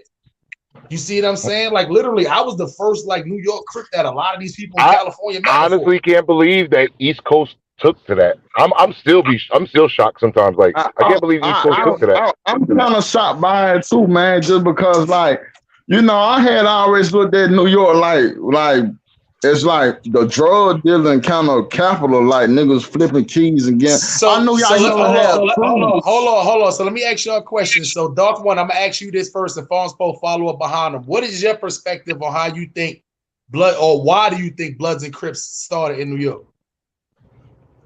It probably was some niggas from Cali that came out there to New York. They probably had some family out there or something, you know, it branched off like that. It could have just been anything. Like they say it started in prison, but I done heard so many stories about it. Truly, I couldn't. I'll give my opinion next. Boredom. I think niggas was just bored, looking for something new to tag on to, and they jumped on that. But I mean, I remember seeing Crips early 90s in Newark, Bloods early 90s in Newark. So it's like, no, I know they was around, but it wasn't like nobody gave a fuck. It was like, oh, that's them Crip niggas over there, or oh, that's them Blood niggas over there. But then like overnight, it was just like, oh, everybody was like Blood Crip. I want to be Blood. I want to be Blood. Like, what the fuck just happened? Got you, Waco. All right, this is my answer right here. Y'all might not agree with it, but I think how the Crips and Bloods spread and all that, because all of us are related. You went to cousins and all that. Everybody knows somebody. Just because they live in California, you live in East Coast. Nigga, y'all, down the line, somebody's related to somebody. Somebody came to a family reunion. We're doing this over here. I'm going to take that back to where I'm from. Because everybody come from the South. I might be South biased, but everybody migrated. The Great Migration, look it up. No, you're right. It's about 90% of the people from the East Coast family origins, and so my family origin is from Alabama. You know what I'm saying? So I see what you say. Like everybody know everybody. Same family in the South. Yeah, no, that's a fact. Sheree, what's your perspective, Sheree? A lot of niggas from California from the South. Yeah. Like a lot of niggas from Chicago is from the South. They go back to why there's so many G's and VLs down here. You know what's crazy, Dark One? It's still a lot of people on the East and West Coast that think Chicago is the South. I'm gonna be honest. There's a lot of them niggas, they think the same shit. Smiley, they think it's literally one East time Coast, in Chicago, West Coast, in the South. That's what they think. One time in Chicago, a girl asked, she said, "What state is New Jersey in?" She said, "Where you from?" I said, "New Jersey." She said, "What state is New Jersey in?" And then when I used to say Newark, they used to be like, "Oh, New York." I'd be like, "No, Newark, New Jersey." Oh, New Jersey Drive. That's all you knew in Chicago about New Jersey. Red Man in New Jersey Drive. All right, so let me bust this down to y'all, right? So boom. There's always been there's always been Crips and Bloods in New York from the 80s, right? Because when you did New York, there was a lot of people from California that was getting money, whether you was a gangbanger or whether you wasn't a gangbanger, they was getting money. So they would travel to a lot of states. Hence the reason why Crips and Bloods ended up in Texas. Crips and Bloods ended up in Arizona. Crips and Bloods ended up in Las Vegas, St. Louis, New Jersey. Those was the main places in the 80s where a lot of people was branching off, and you get a lot of Crip sets that was started out there in the 80s. Now, as far as the 90s go, if you was in New Jersey, New York and New Jersey is super close together. So if you was getting money in Jersey, you was getting money in New York. A lot of times it was easier for you to get money in Jersey because it wasn't that much more police contact as it was in New York. So you could still, it was so close, you could still get the New York money without actually being in New York, if that makes sense. So a lot of people used to drift back and forth, but now you drift to the 90s, so now you go to the jail system, to where now you getting these people who's coming from the West Coast, who's in New York and they're like getting money, but now they get locked up. But now when they getting locked up in the jail system, they notice there's these motherfuckers running around there that's all Hispanic, and they got yellow and gold rags on, and all these motherfuckers Latin kings, and they running the jails. They running the jails. I'm talking about like you want phone time, you want good food. Even the Yetas had power back then. Now, yeah, that's a fact though. That's what I was about to get into too. So now, not only do you got the Latin Kings running around, you got these other Hispanic gang that the Nietas that's running around with the white rags too. Then now you got in jail in the 90s, you had 5%ers and 5%ers guard bodies was running around through the jail, something crazy. So there was 5%ers guard bodies was running on the streets all through Queens. They was everywhere. So now you got the Latin Kings that's in jail. They getting into it with the 5%ers, the guard bodies and stuff, which is, non-confrontational kind of ordeal. But they can't even move in there, which is mainly black people. So now you got these Bloods that's getting locked up that's from California, but they getting locked up inside of Rikers Island. So they thinking, then they had like, listen, this gang running around out here. We know how we do shit in California. Let me start the Bloods out here and inside of the penitentiary. So that's what happened. The Bloods got started inside of the penitentiary, literally to battle Latin Kings. So now what happens is now a lot of them is they turning blood inside of jail and all that, doing their time. But now they coming home. 1984 now they coming home. So now you starting to see blood spill out on the street in New York. But now you got Crips who've been out there, but once again, there's no Bloods out here. What's the sense of the Crips starting the Crip sets? But now you got these Crips who've been out there from California, seeing these blood sets, seeing these Bloods pour on the street from the jail. But now they taking the same mentality they did in jail and bringing it to the streets. See what I'm saying? It's not about just fighting Latin Kings no more. Now let's take over project builders like we was doing these houses on Rikers Island and shit like that. So now they bringing the Molly, just to add on to that. Look how quick that jail mentality was that the niggas used to have to cut an innocent person walking down the street, like just fight somebody. I can respect it more if it was Black Guerrilla Family, but why Blood? So if it would have been anything else, like I'm not gonna label that on the whole Blood gang in New York, because at one point in time that wasn't you had a couple of ways to get initiated. So a lot of times, if somebody didn't want to do the fighting, they would tell you to go cut somebody. 31 seconds, cut somebody, or get sexted. What you gonna do? Or blessed. But when this one blood said that said you had to go like either lock off or wait, say that again. When there was one blood said that was like said you either had to kill a cop or take his gun to get. I don't know. I might have, but I read that somewhere though. I could be wrong though. Nah, I mean, there was no shit like that. I mean, I'm pretty sure it ain't gonna be no random person. Hold on, who the fuck? Who shit is that doing there? Hold up. You muted my shit. That wasn't my shit, nigga. My fault. I was trying to mute Waco. I muted this shit by mistake. And I've been on mute, so it ain't me. Oh yeah, you good. You good, Sheree. So for the most part, just because I'm in Hawaii don't mean I'm off my North time, and I ain't gonna put the whole thing out there, but I ain't I'm always on North time, and believe that. Yo, you stupid. You stupid. So it was like that wasn't one of the things that they was doing as far as like shit with, but in the jails though, it got to the point to where in the jails when that was running around, where that became one of the initiations. If you did cut a cop or cut a correction officer, that's where it got out of control on the streets. That's why I say a lot of the jail mentality became to the streets, because they should have just stayed a jail gang. It should have just never been. You shouldn't have been able to get initiated on the streets or nothing. It's just strictly jail, nigga. But that's what people think, man. You got to realize jail can't hold people forever. So at the end of the day, whenever it's a gang that started jail, it's gonna always spill out to the street, and that's what happened. People from other times. How you think the Latin Kings ended up in New York? Somebody from Chicago had to come to sanction that shit inside of New York. You see what I'm saying? Let me ask you this, Molly. You think they sanctioned the Kings because at one time they were being oppressed by the blacks in the jail? But you talking about now before the Latin Kings, you talking about when the whites was running the jails. Also, the whites had it, then the Spanish, then black. Correct. There was never no time before like the Bloods that the black people was actually running that the black people. Hold on, Stats. I'm about to drop the link. The God Bodies had it on Smash at one point. Nah, not the whole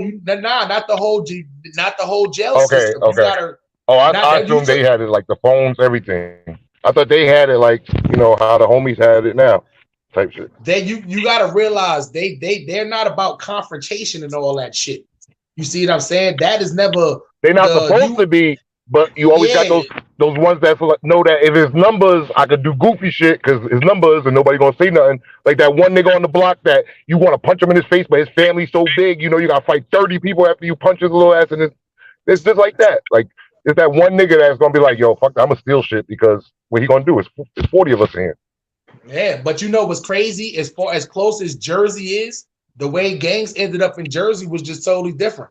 The way it ended up in Jersey, Cali it was Cali niggas specifically went to Jersey and were just out there getting money. But at the time, it's like when you out there in Jersey, it's hard to take over fucking neighborhoods and shit in Jersey unless you got like strong people backing behind. So that's how that shit, like the way Jersey Crips and New York Crips and Bloods ended up is two totally different. That's why Jersey had Crips and Bloods like in the 80s before New York. I always try to tell people that all the time. People think I thought niggas was just copying the movie Colors.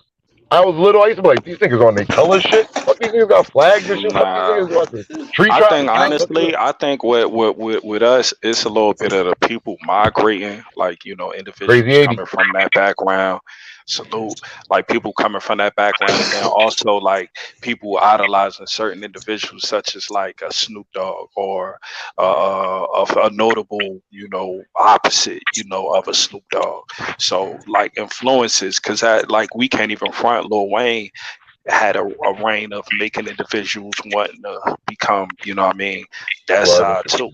You know what I mean? So think about when Snoop Dogg came out, a lot of individuals wanted to be like him. You know what I'm saying? So they kind of, I think a lot of that either come from the migration of individuals coming from that culture, and then also the influences of people coming from that culture. No, and also, you know, Matt 10 put the whole blood thing down on Cash Money too, you know. Exactly. You know, you know, real things, man. And you know what's crazy is it's like he never took no slack. He never took no slack for that neither. But you know what's crazy? It's like soon as what's name try to do that shit, soon as Soldier this Boy nigga fucking what the fuck this nigga Spider Loc try to do that shit with the G Unit Crips. Oh, you know what I'm saying? But hold on, wait though. That shit was actually existence for a little minute. Like people was running around saying that shit in the streets. Yeah, but I seen niggas in North calling themselves dumb out bloods. Maserati Fox. Niggas in New York labeled them niggas dumb out bloods. And look, and you know where that, my fault to cut you off, Smiley, but you know where that came from? That came from niggas from Zone 3. Because I was telling individuals, Maserati Fox with Frenchie used to come to North and used to vibe with us, just like Frenchie. The Mustang, the dumb out Mustang used to be all over North. Orange and white joint. See, niggas, like only people that was like tapped in would actually know. Like them Queens niggas was definitely coming over and running around, you know what I mean, with us, just like we'll go over there. And this is the reason why too you don't see a lot of the gangs that's in Jersey as far as the sets wise. You don't see a lot of the same sets that's in Jersey that you do that you see in New York too. It's like the only set I could see as far as on the Crip side that's similar to Jersey and New York is the Rolling 60s. And I mean, like, you know, like I'm talking about major, like my set got like a little set in another part of Jersey, but we talking about like the main spot to Jersey. The Rolling 60s is the only shit. Like in New York, they got grapes, but they don't got a lot of grapes in New York. But in Jersey, there's a bunch of grapes running around. You see what I'm saying? But you know, so in New York, there's a lot of Harlem 30s running around, but you don't see a lot of Harlem 30s in New Jersey. It's a couple, but it's not a lot though. Yo, now Smiley, yesterday I tapped you into one of the founders of Pyru, right? One of the younger Pyru niggas, right? The Pyru from Cali niggas. The nigga I was with yesterday in the car. Oh yeah. The nigga from Skyline, man. Shout out to him, man. Yeah. I told Smiley, I said, I'll put a bullet in him right now if you make me your pup. He said, no. You know what I'm saying? This nigga pause stupid, man. I said pause. Ride around with the ride. I ain't saying it in front of him, though. I said it right in front of him. I was like, I pushed this nigga out the car right now on the highway, nigga. Nah, but definitely keep that nigga number though too, because I want to, I want to do a little segment of the San Diego That's my dude. shit. No homo. That's my man. No pause. Yeah, that's my man. I'm always with that nigga. That's what's up. Next time y'all link up, definitely hit me up because I want to. A lot of people don't realize the Skyline Perus is they think that's like LA based, even though once upon a time it was. But that's San Diego shit. So when you see a lot of Skyline Perus outside of California, they be trying to do like you said. LA is not the place to check in. You got to come to San Diego to check in with Skyline Perus. So, and there's a lot of Skyline Perus that's in San Diego that don't realize it's like thousands of these niggas that's outside of San Diego. That's what I was telling one of them niggas like a couple of months ago when I was talking to them. I said, y'all don't even realize, my nigga, you know what I mean? Skyline Perus it is outside of San Diego. He took my, still a few floating around LA. I said, nah, fuck that LA. I said, nah, my nigga, these niggas is in Florida. These niggas in New York. These niggas is in Atlanta. I said, nah, you bugging, my nigga. These niggas is in different states. This niggas like, nah, you gotta be. I said, nigga, it's Skyline Perus. I met Skyline Perus early 2000s in New York. You know what I'm saying? So, I try to, so that's going to be good to talk to him because him himself might not even realize that shit neither. Shit spreads, but where you said he was like one of the, he always talking about that shit, but not to be funny, like I'm on either side, so I don't be really caring, but I know a lot of shit only because I'm around it all the time. Like, you know what I mean? I'm always around a blood or a Crip, and I'm always the neutral nigga in the room. But long story short, like, he like one of the like second row niggas or some shit. I know he got like I seen niggas calling him, saluting him, and bigging him up all that time. So I guess he official. But I told him I'll put him out. You know what it is? You know what it is? Yo, you stupid. I said, Paul, don't put the nigga out. Paul, don't put the nigga out. See what I'm saying? Yo, he was looking at my head. He was looking to see if I was reaching for the glizzy too. He was like, "Oh, what is this nigga doing?" Yo, you stupid. Hey, yo, you noticed, but I noticed that about Perus too. A lot of Perus rock with other Perus. Like even in LA too. Like you don't really see. You see a lot of blood on blood or blood versus Peru sometimes, but yeah, you don't see Peru versus Peru too much when because I don't know, right? Like especially like in San Diego, right? The Skyline Perus, them niggas, even all the banging was going on around San Diego. Nah, them niggas is pimping. Them niggas about their money, walk around with the all red shoes, with the little red suits and all that shit. That was them niggas. They on the strip pimping bitches. Fuck, we not here fighting Crips and all that shit. We getting this money, bro. You see what I'm saying? Like that money. Yeah, that's what they was kind of like. That's what they was staying going off for. the internet and all that. That's a fact, man. They definitely went on the internet. Yeah, they're pimping the women. Pimping all the women. Heard that. Man, staying off the internet, banging in the streets, That's a fact. Y'all niggas stupid. Shout out to all the. Yo, shit. Yo, that shit crazy. I can't wait to that clip. Yo, listen. You know what? Hey, Sheree too, and I got a new body wash. You gotta check out that Old Spice with the coconut and fire. Old Spice? Fire. I'm a Dove guy. I only fuck with that Dove. Nah, son. Now I do with the bar soap. That's for the bar though, but with the body wash, you gotta. Well, I do too. Bar soap, body wash. You feel me? Oh shit! Somebody, hold up. Sorry, whoever was sitting backstage. Yo, I can't even use deodorant. That shit burn. What's going on, Dirt Gang? My fault, bro. I didn't mean to leave you sitting back. It's kind of look like Twister a little bit. I'm good. You know what I mean? Sitting back. You look like Twister. That's my nigga Steve O.C. in the building, man. What they do, man? One more than I woke up next to a thick bitch, took a shower, dried off, fuck teeth like Slick Rick. You got anything you want to chime into the situation? Yeah, I want to chime in earlier. What you were talking about, like in California. I don't know if y'all know about Sacramento. Y'all know about Sacramento? That's a fact. You know about it. All right. So it's a little bit different politics over here, and it's more Samoan and Tongan Crips than there are Bloods where we at. So that's why I disagree. You know what I mean? Because I'm speaking from a different aspect.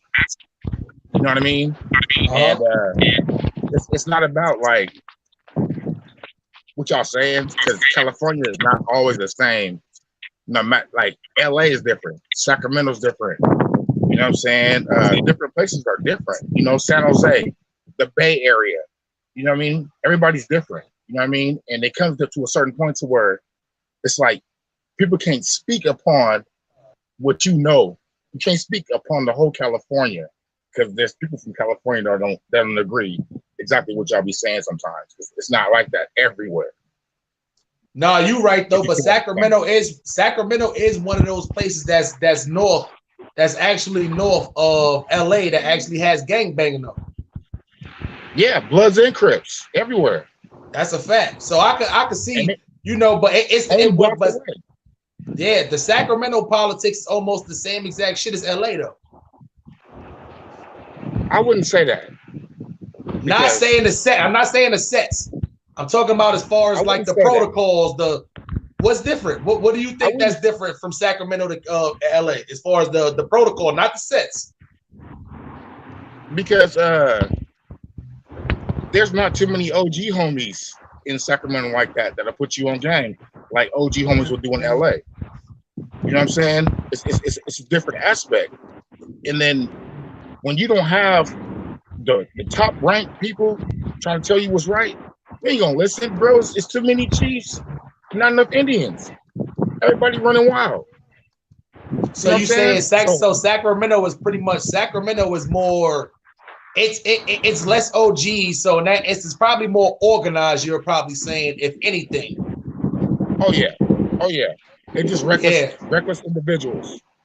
Okay, I see what you said. That's how it is in New York too. In New York, you don't have one set that got like fucking 30, 40 big homies. You probably got like a couple of shot callers, what you call whales, and then you got people that's under that, you know, as far as like that. But you don't got 1,000. You don't got like 30, 40 people that got the same status that all has to make the decision. It's literally only like 2 or 3 people who the main decision will probably have to go through, who they'll probably have to, you know, shit like that. So in that instance, I do agree with you too.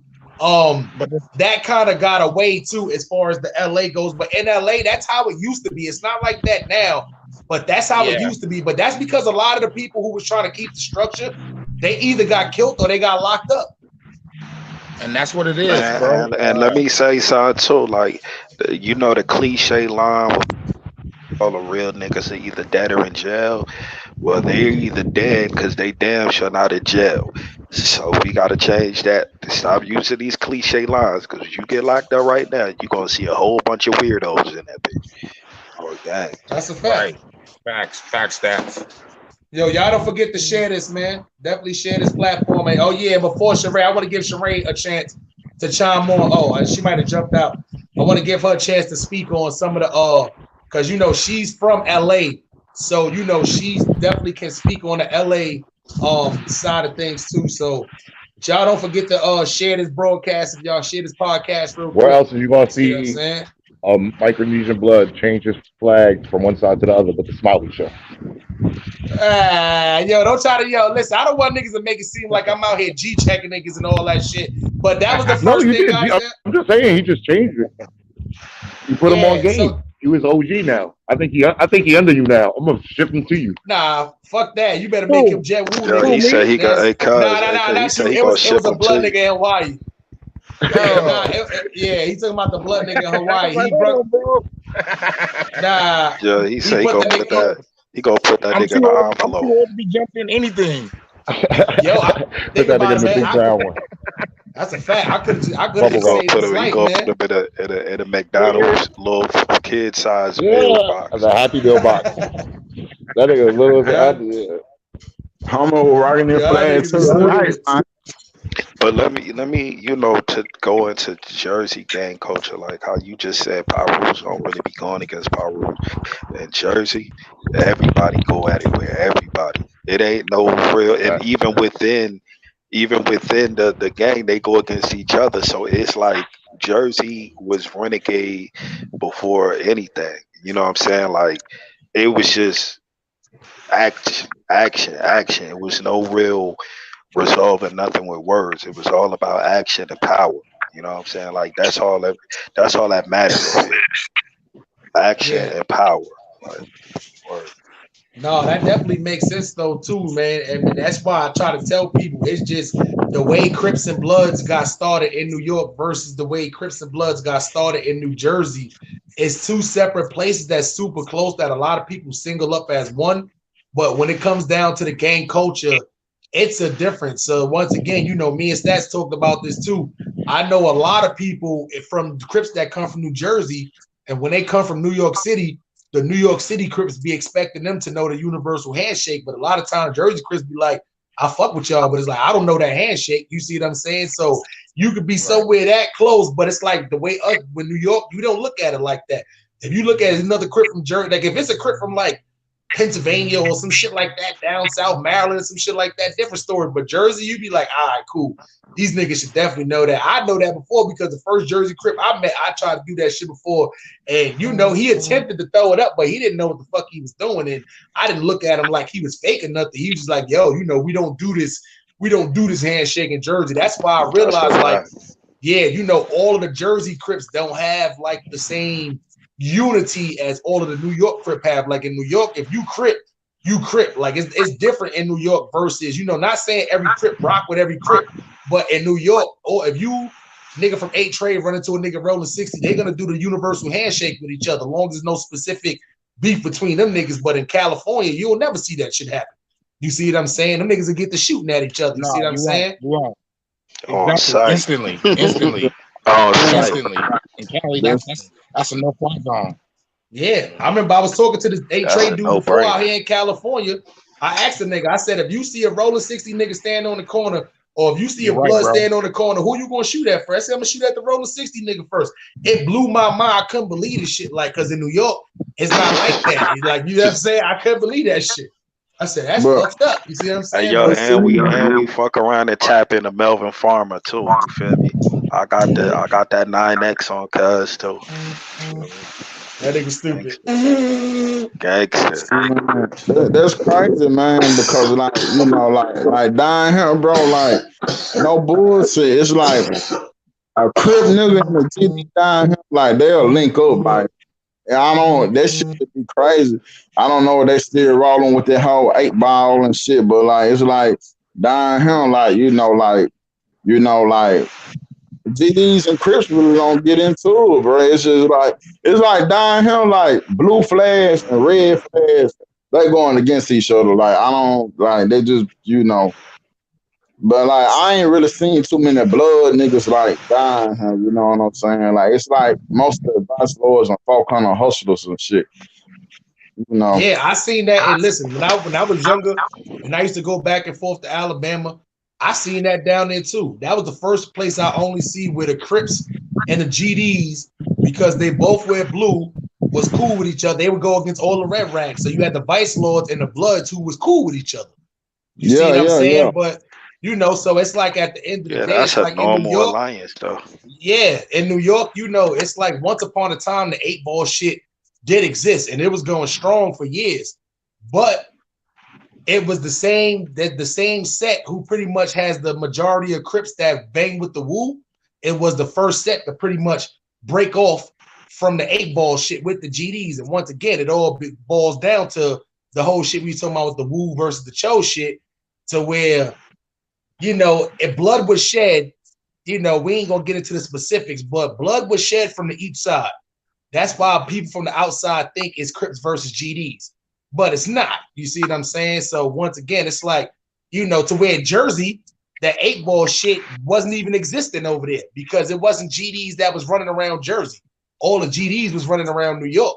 So it's like you look about right over the bridge, the 8 ball shit never even existed right there in Jersey kind of shit, because Jersey, once again, had descendants coming directly from California that was doing it, to where in New York, you had a lot of people from California that was doing it, but a lot of the sets, the local sets, was people who was just learning from people from California that was starting their own shit.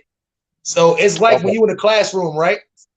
The teacher tells the person in the front a secret, and then you got to pass to the next person, pass to the next person, pass to the next person, pass to the next person to get to the back of the room.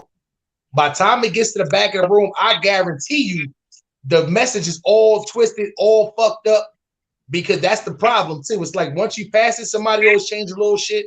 then somebody else changed something small, then they changed something. That's what happens when you start branching off to these different places. Okay, a dirt gang. And then think about it: if the GDs would have came to North, the Bloods and the Crips would have came together to kill the GDs. So I'm just playing. That was a joke. That was a joke.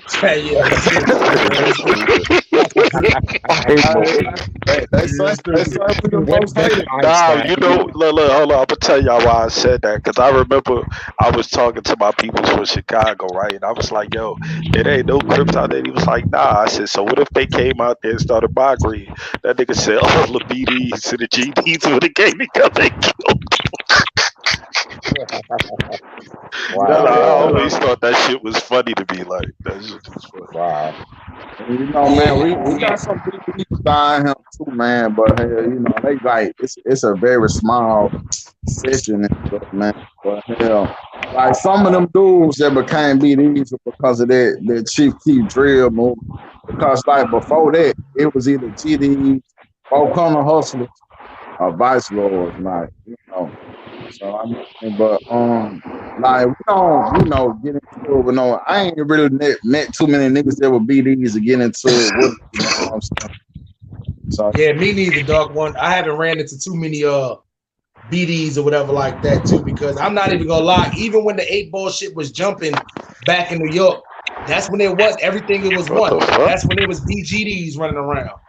Yeah, so everything was still one entity. You see what I'm saying? So it's like I don't even know the exact time frame when that shit got split up in Chicago, but I know in New York through the 90s it was all one thing. It wasn't until really the split happened until when you started, well, even before the split, you started hearing specifically the niggas who was BGD started like there was no more BGD, it was nothing but GDs flowing around. I remember that, man.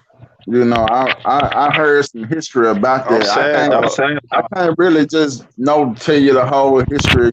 I just know Larry and David, it had something to do with them, you know. I mean, you know. I'm saying though, now this is what I really want to ask for all the members and associates or whatever you want to call it. Now we all come up with our own little ideas. If you were to run into a BD, would you look at them as friend or foe, or depending on how they react to what you are? How would you go at it? Oh man, it depends on how they react, because like I said, I could meet one dying here and shit'll be cool, but if I'm in Chicago and I say that shit, man, them niggas might want to get in my head, man. So hell, you know, and 9 times I don't know the other, man, them niggas might chop my whole fucking head off, man. Facts, man. You know, I mean, hell, you know, but I mean, honestly, man, you know, I don't disrespect nobody wherever they is. You know what I'm saying? Because I try and get my money stay out the way. You know, I am what I am. I ain't what I'm not. I never can be. You know what I mean? Okay, and you know what it is? Stats too. On his end, I feel like his because he and shout out, man, there was 74 people in the building right now, no point intended, man. It's a little bit different for him, but for us, man, it's like us as Crips, I feel like if I ran into somebody that's BD, I would have to go off his energy. You see what I'm saying? Because I don't know how they feel towards Crips. So that would be my only problem. I have never really talked to a BD about how they feel about, like, I know how GDs feel about Crips. I know how Bloods feel about Crips. I know how Vice Lords feel about Crips. But BDs specific, fucking with us. Not at all. You see what I'm saying? So, you know, but the only way I forgot where it was though. And I don't want to misquote this too, but it was somewhere that somebody told me that Vice Lord was rocking with Crips, but the only reason why was because the GDs was like overthrowing everything out there too. But it was one place, and I was surprised too. I don't want to say it was. I want to say St. Louis, but I don't want to put that out there because I could be wrong, kind of deal. You see what I'm saying? But yeah, that shit it was somewhere out of the normal. Indiana do sound like a place that shit would happen though. Word, I ain't gonna lie. And yo, one thing I want y'all to do too, I want y'all to go to subscribe to Stats 280 channel, man. Y'all go subscribe to y'all subscribe to GG's channel. What is it, GG Broadway? Yeah, man. What is it, GG Broadway Stats?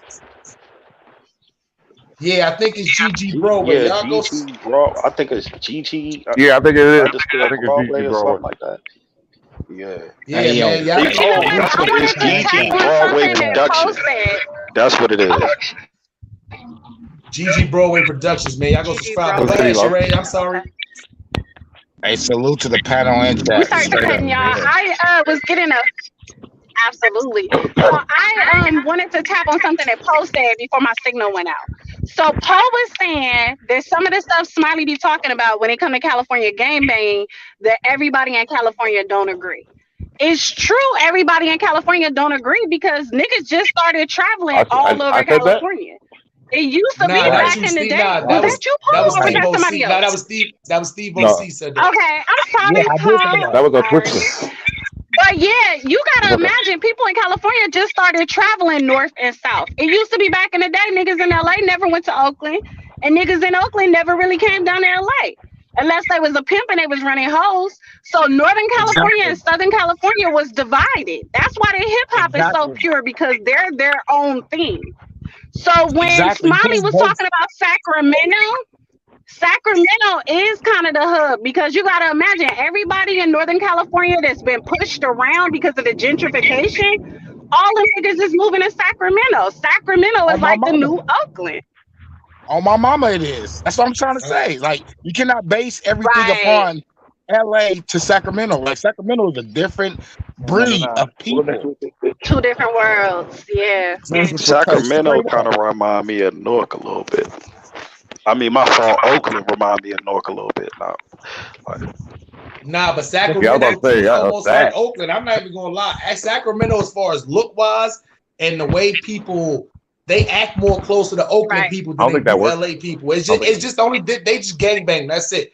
Which is weird because people in Oakland and people in San Francisco, they really don't believe in the color. They got gangs, but as far as color banging, you know, it's weird for it to be in Sacramento, just because of the location, if that makes sense.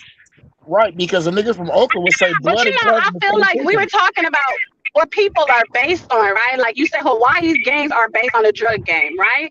I feel like Northern California people are about their fucking money.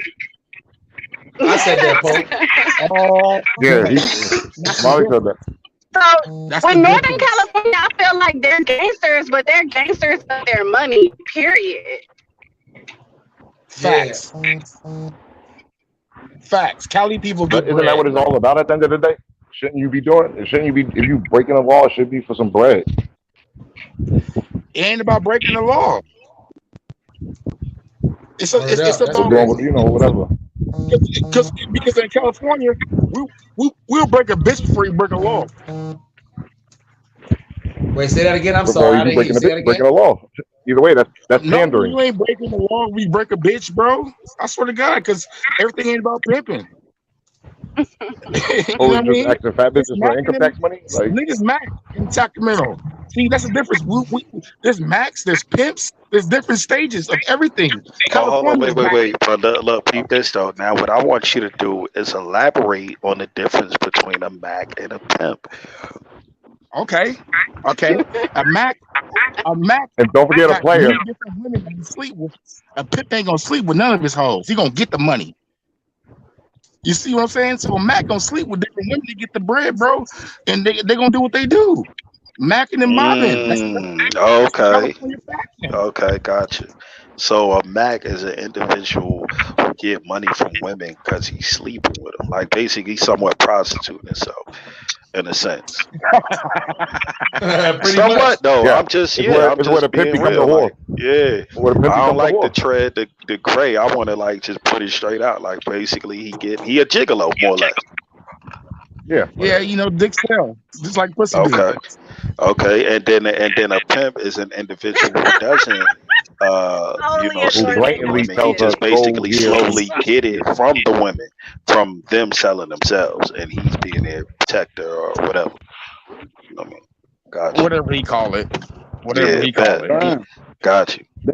That's crazy, man. Because like, but then you got to I break down feel the like different just call stages a of spade pimping. a spade. A Mac is a fucking pimp too, because a Mac still got the same type of woman still running her purse. So a Mac is a motherfucking pimp also. But Sheree, what you know about the what you know? Hold on, but what y'all know about the whole pimping? What you know about the whole pimping game? Done changing now. You know, listen, pimp's not walking on the street no more. If you ain't pimping on the internet right now, you ain't pimping at all. A lot of the hostess out here is renegades because they get most of their money off the phone and the computer anyway, so they don't need no fucking these women. Out here it's different. Hawaii, they still got strippers. You heard Somali? But it's Somali. Plus, they giving them the football stadium numbers for saying that all the girls is minors being trafficked across state lines. So a lot of pimps retiring right now. Yeah, they still got strippers out here too. I remember that now. One pimp told me one time, man, he was out of Memphis. He said, man, when a nigga said that it's called human trafficking, he said, when they rebranded it. But see, but this is the thing though, right? Now, all they did was rebrand slavery, so therefore that's the same difference. So why don't we take that same argument and bring that to the constitutional rights of them human trafficking us? Correct. Because I mean, but it's okay because they I did feel it, like man. it's all a setup based on money, though. Like because in some places more than others, pimping and hoeing is acceptable, right? I feel like because certain parties can't figure out how to turn a profit off what you do, that's why they have a problem with it. It all comes down to money at the end of the day. Yeah. Just like weed. They keep fucking with the whole weed thing because they haven't got all the money they want to get out of the weed game. As soon as they figure out how to get everybody's money, it'll be legalized in all states. No, what you got to figure out is how to expand the business of weed. Because in California, the weed business is a big thing. It's a big thing. Right. And if you can hook up with the right people and you can get a spot and you know the limitations, then you can make money off weed easy. Because not only can you grow outdoor, you can grow indoor in California. So you can do both. So if you want Zaza, I have the Zaza. If you want that bunk, I got the bunk too. You know what I'm saying? Like it's different in California. California, see that's if you're not getting money in California, you're lame. You're lame. It's too many ways. All right, man. Hold on. Before we go any further, I gotta get into the second sponsor real quick, man. So listen, man, everybody out there, East Coast, don't worry. This is coming soon to the West Coast. I just got the word, man. Entourages, man. Okay. Shout out to Entourage, man. That's it, man. Listen, these right here is Palm Elise. If you don't know about these, if y'all like smoking Dutch Masters, y'all definitely gonna like these too. These is just like the Dutch Masters, but just without the guts. That's pretty much what it is. And I mean, like, y'all get tired of rolling up them blunts and y'all leaves keep ripping because y'all know how to roll up them blunts. These shits right here, you can boil them up and all that. Almost indestructible. Same thing. Palmer, natural leaf, just with no Dutch guts in the middle of it, man. So shout out to Entourage. Y'all go cop Entourages everywhere right now on the East Coast. On the West Coast coming soon, man. All right, proceed. Hey, homie, you know how we talking about these cigars, man. You know how all these cats talking about this backwoods shit. Like, well, you know, I'm from down south, you know, I'm gonna get switched anyway, you know. But shit, like, even like how they hyping up the backwoods shit, like I was like smoking backwoods like in 2010. But I also fuck with Dust Master too. So it was just like everybody was hyping this shit up with the backwoods. And I'm like, bro, like I've been doing this shit, but like I like the Dutch Master and the Swisher though for some reason. Like I say, man, a lot of my niggas say, bro, they say you love the East Coast, don't? Even though I ain't never been there, but I want to come to New York City though. I want to see Cali too, but it's just something about the East Coast that I want to see, man. I think I want to see one of them Puerto Rican chicks up there or something, man. I don't know. I don't know. You know. And you know what's crazy? Cardi B. You know what's bad? You know what's bad, Waco? I thought it was Puerto Ricans everywhere until I actually realized like that's really like that's a New York, New Jersey kind of base thing. Yeah. Like, you know, a lot of them moved to like Atlanta, man. But man, I know Puerto Ricans down here, man. It's like some Cuban women down here. Yeah, because you in Texas, that's why. Texas, I'm y'all not get gonna most lie. of the Being a LA girl, I had never heard of Dominican until I went to Florida. I was like, what the fuck is a Dominican? Where are that's y'all from? crazy.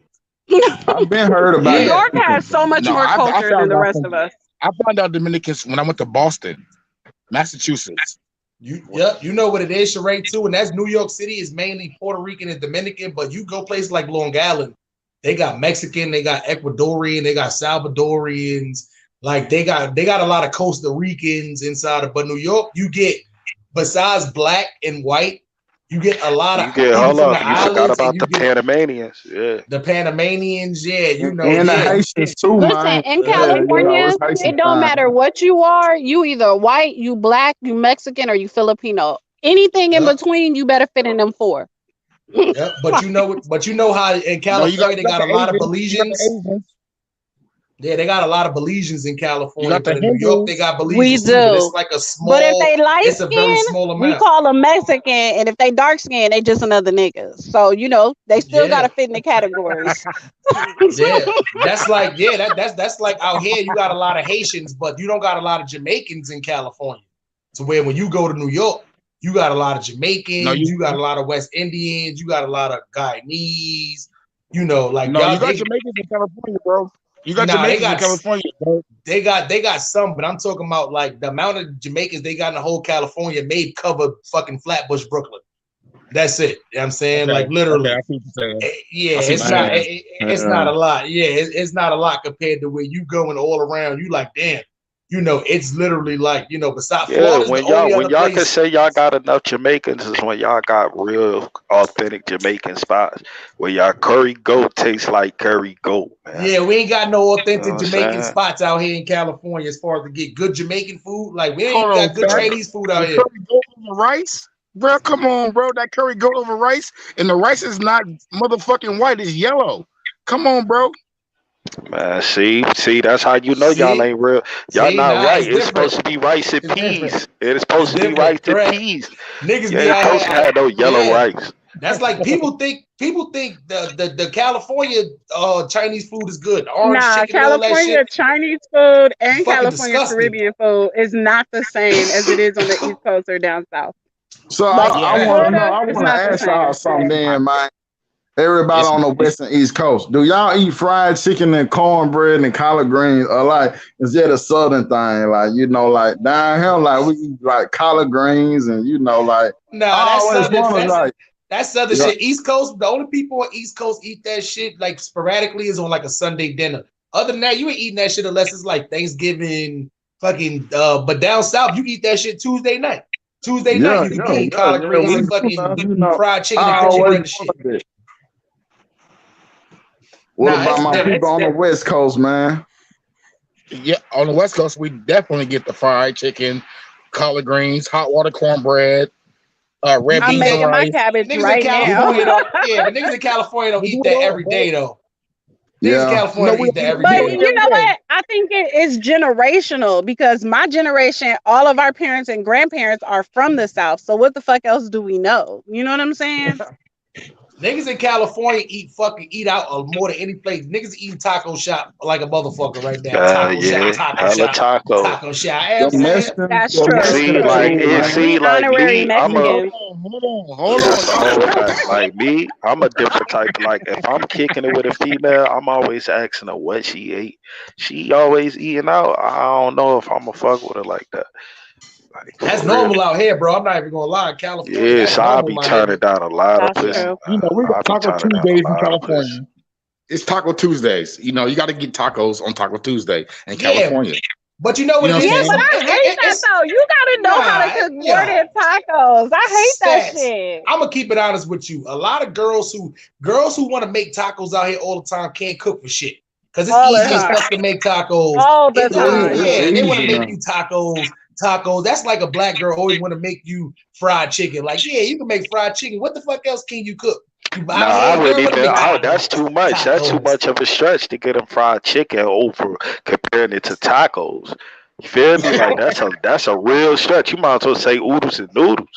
For real. When he say that black girls in LA only cook tacos, he is talking about facts. I didn't say I went to a reception in Compton, and all they had at the reception was homemade tacos. Like chicks make tacos like crazy.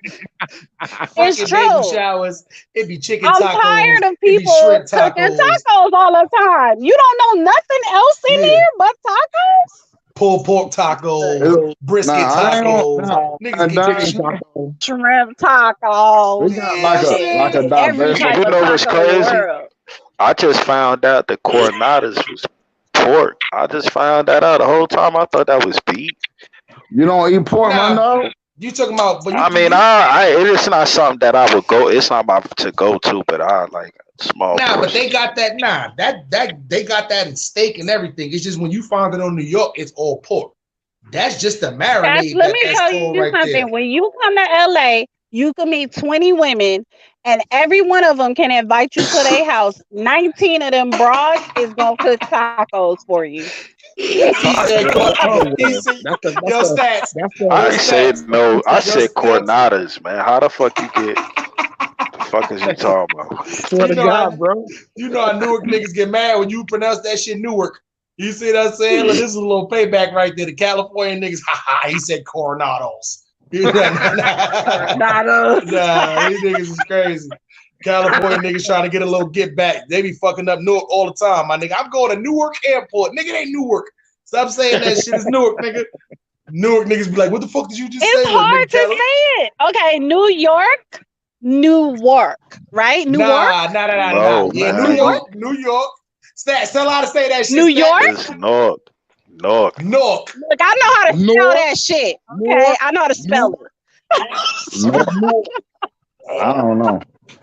So you gotta almost say it as if the W was silent. No, you say it as one, right? A whole word. Correct. Nork. That's how you say it right there. Right there. Take the W so you silent. Guys gotta tell us the secret. No W. Nork.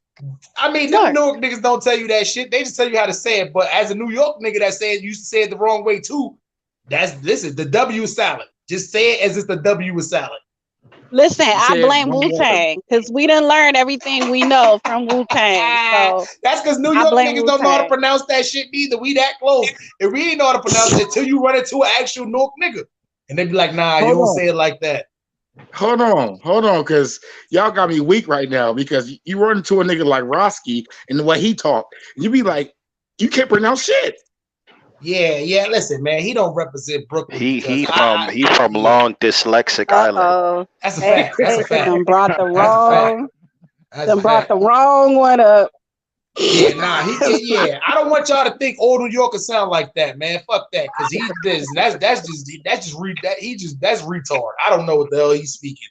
Man, but you know what though? I want to give a big shout out and big love to up north, Northern California, because I love Northern California. I know a lot of Southern California people don't, but I love Northern California. I love all their energy. Love it. Thank you. Sacramento, stand up. Y'all just lost a big notable rapper in Sacramento, man. Yeah. Who? Hold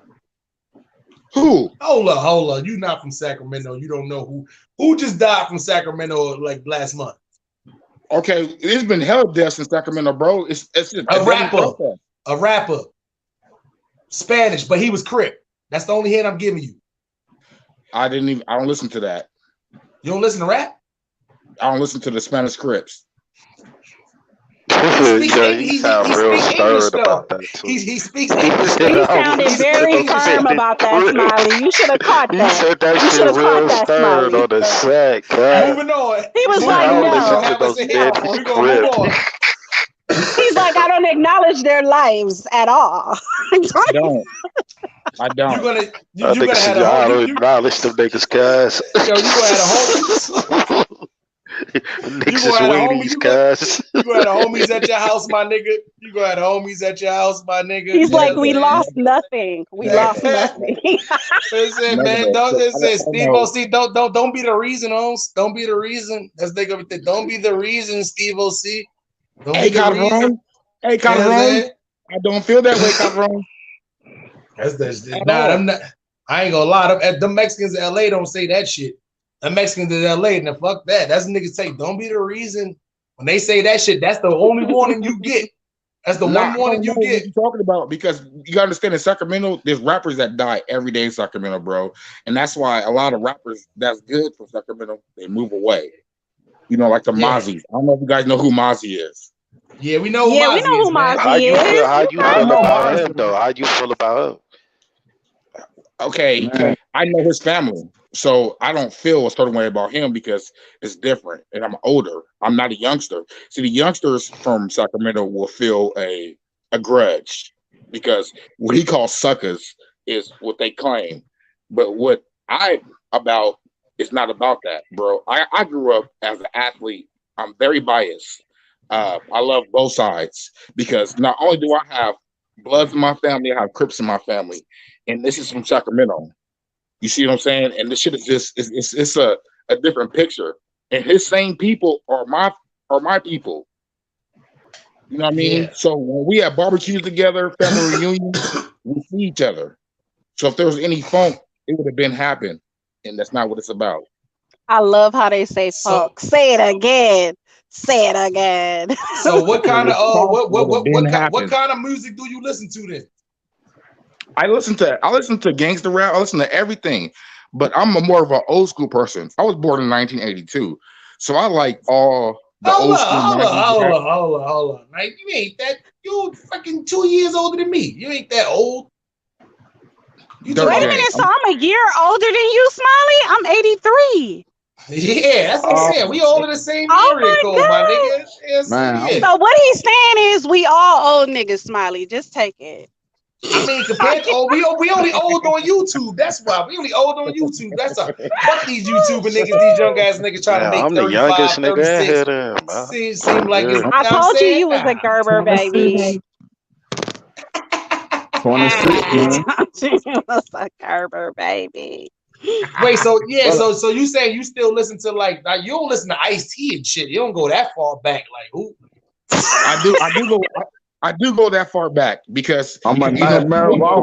Yeah, Ice-T from North too, man. Ice-T from North too. If you watch the movie New Jack City, who was the first person on the soundtrack of that movie? It was Ice-T. Mm-hmm. That nigga was on the soundtrack of Colors, my nigga. No, on Colors, but New Jack City too, because he played that New Jack City soundtrack. We did listen to that over and over again. Yeah, but Colors came out way before New Jack. That's how old you still banging Colors. You still listen to that shit? I don't play that. If it come on. It make me laugh. It's just like me, man. Like I love a lot of old school East Coast, like a Tribe Called Quest. I fuck with them, man. You still bumping a Tribe Called Quest? I fuck with a couple of songs, yeah, man. But like I said, man, I always love that old school East Coast hip hop, from the Nas to the Biggie. Like I like the West Coast too.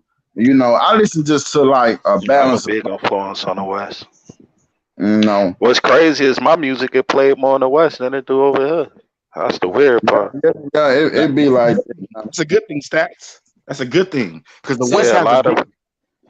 Go ahead. It's a bigger picture in the West when it comes down to music because you can touch down in different places when it comes to the West. Mm-hmm. Because in the West, it's a lot of places that's not. Let's say this: you guys have like how you guys say New York and Newark, like how you guys are separated from an island. Right. That's basically what music is in California. It's islands. Mm-hmm. So you're going to hit different islands in different places because California is so big, bro. Yeah. So that's I ain't even gonna hold you. Like, had I stayed out there, I probably, because I still have a lot of like of that in my, the way I speak and my dialect.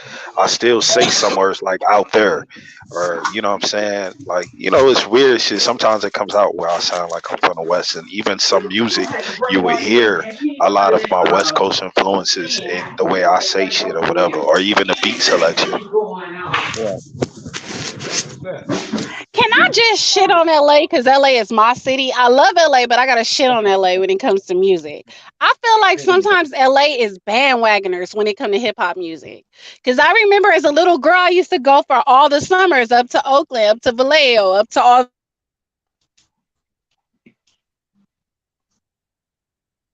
Wait, Sheree, say that again. You cut out. What just happened? Bro, they got quiet as hell. No, I think what's the name might have cut out too, but she was pretty much hitting on how she felt like the West Coast kind of jacked the East. That was a big part of reason why people realize people don't know. That's why West Coast people have a problem, especially the older ones, about the color banging in New York. Because once upon a time, when they used to try to go out there to be on a rap tip, because rap, everybody know rap started in New York and then drifted off. West Coast picked it up a little bit afterwards. So when they used to go out there, shit, doing shows and all that shit with they rags and all that, and they khakis and they Chuck Taylors, us from New York, we used to call Chuck Taylor skips.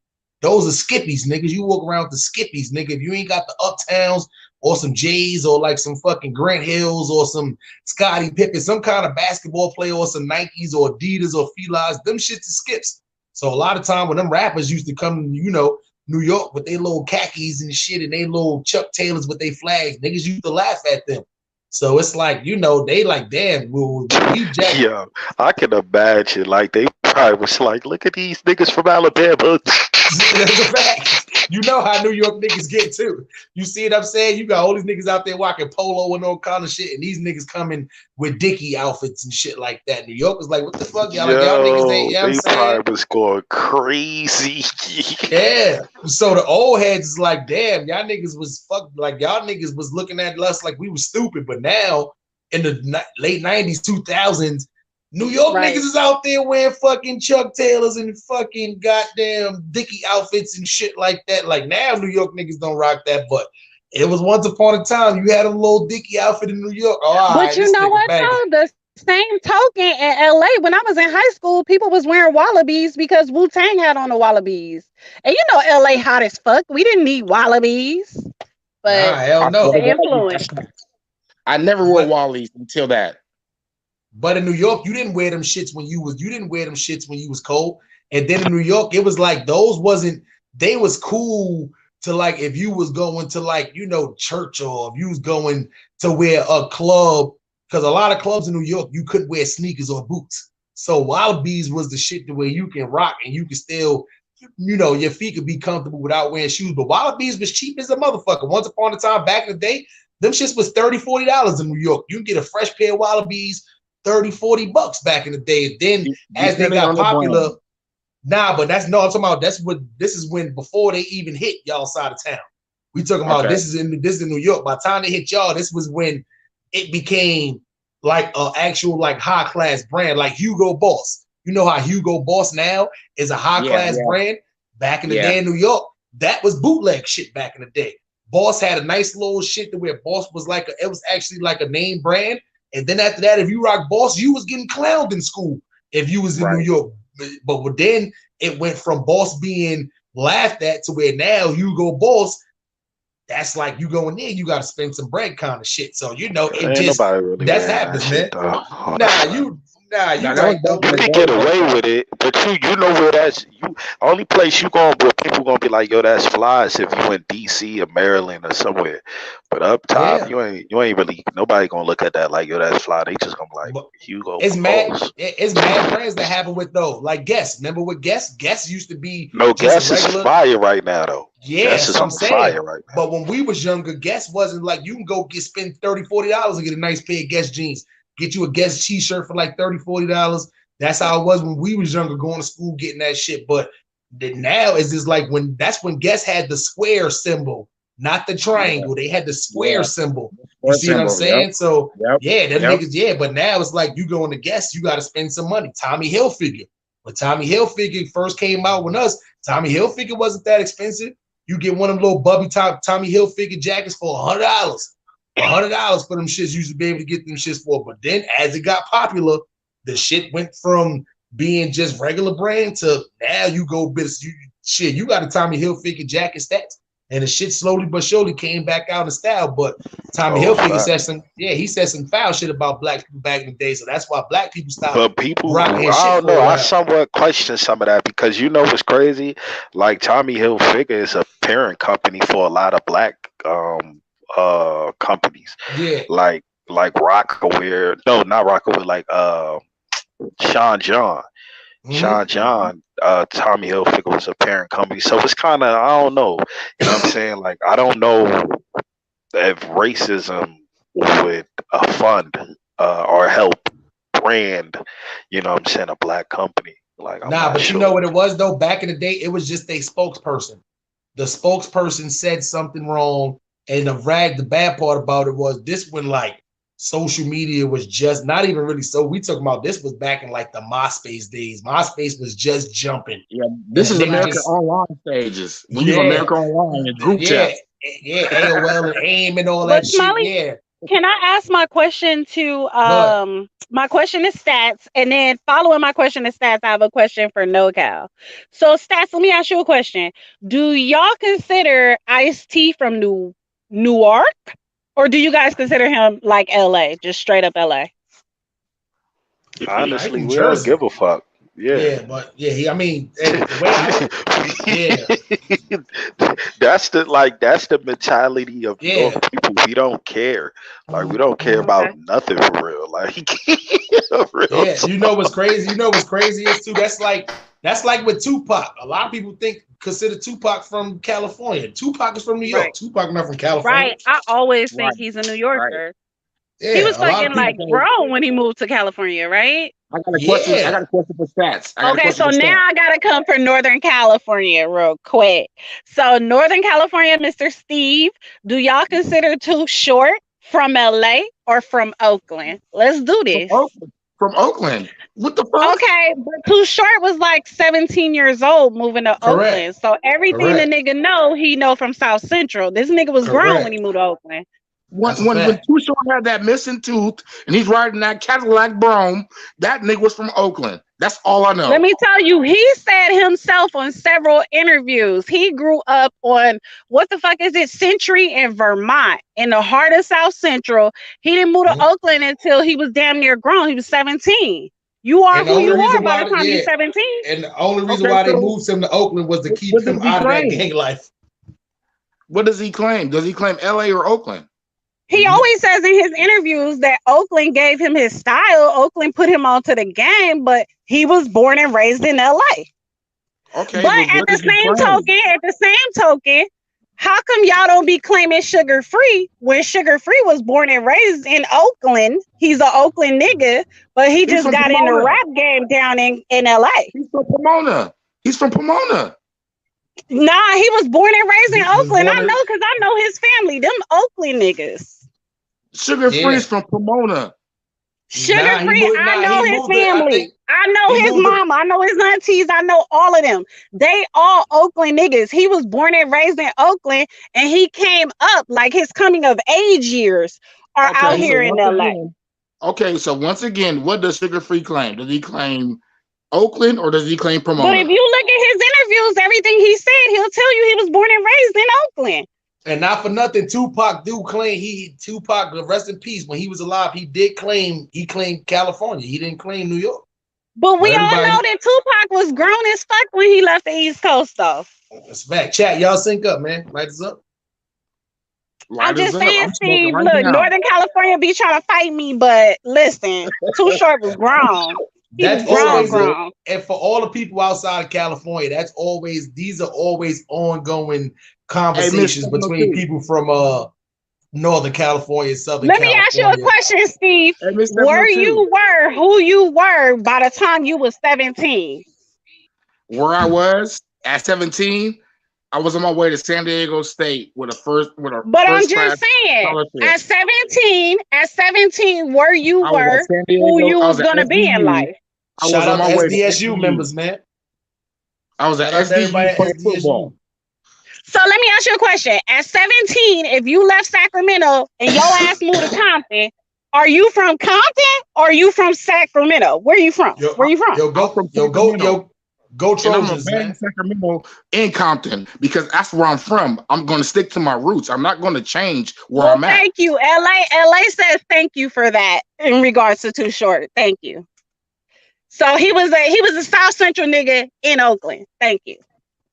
Okay, he was a South Central Oakland, South Central nigga in Oakland. That's fine, but he blamed Oakland. Everything you hear is Oakland.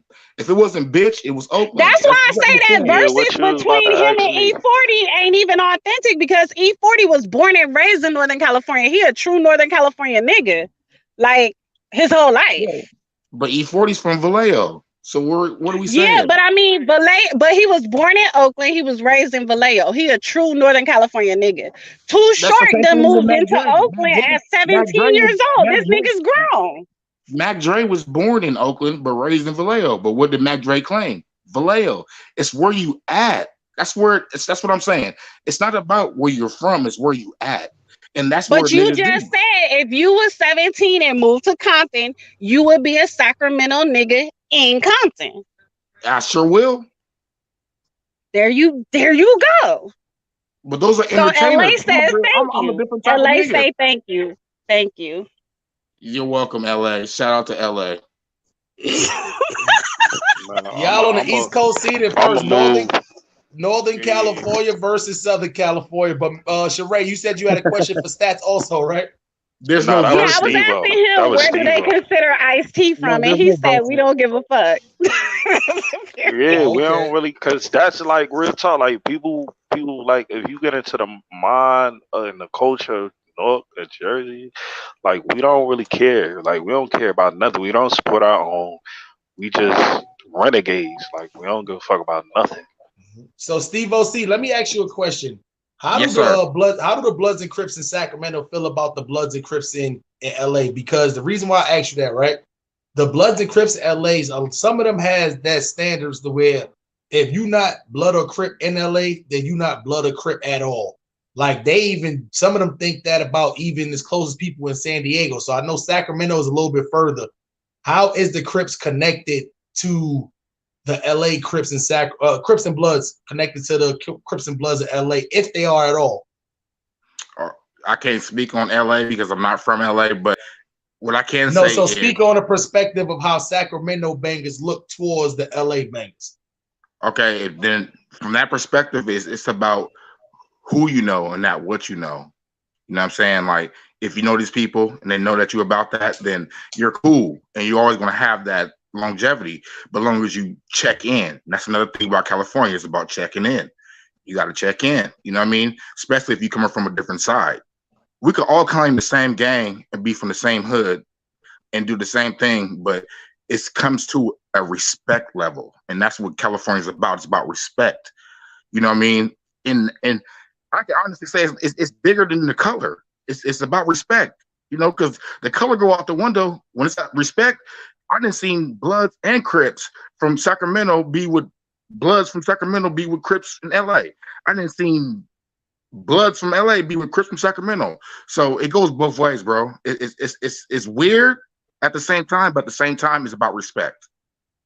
That's a fact, and that's a good answer too. And shout out to Austin, Texas. He said, "Not where you at, no." So basically, he was saying, I got this bar in one of my songs. The way I say. Niggas say it's not where you from, it's where you at. Fuck that. I rep New York when I'm all over the map.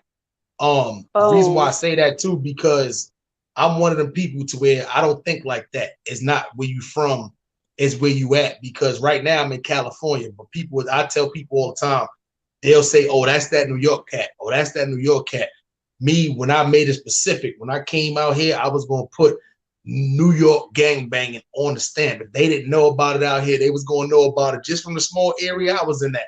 So I'm one of the people to where I done lived in mad different places before, but at the end of the day, it's always going to be New York heart, a New York state of mind.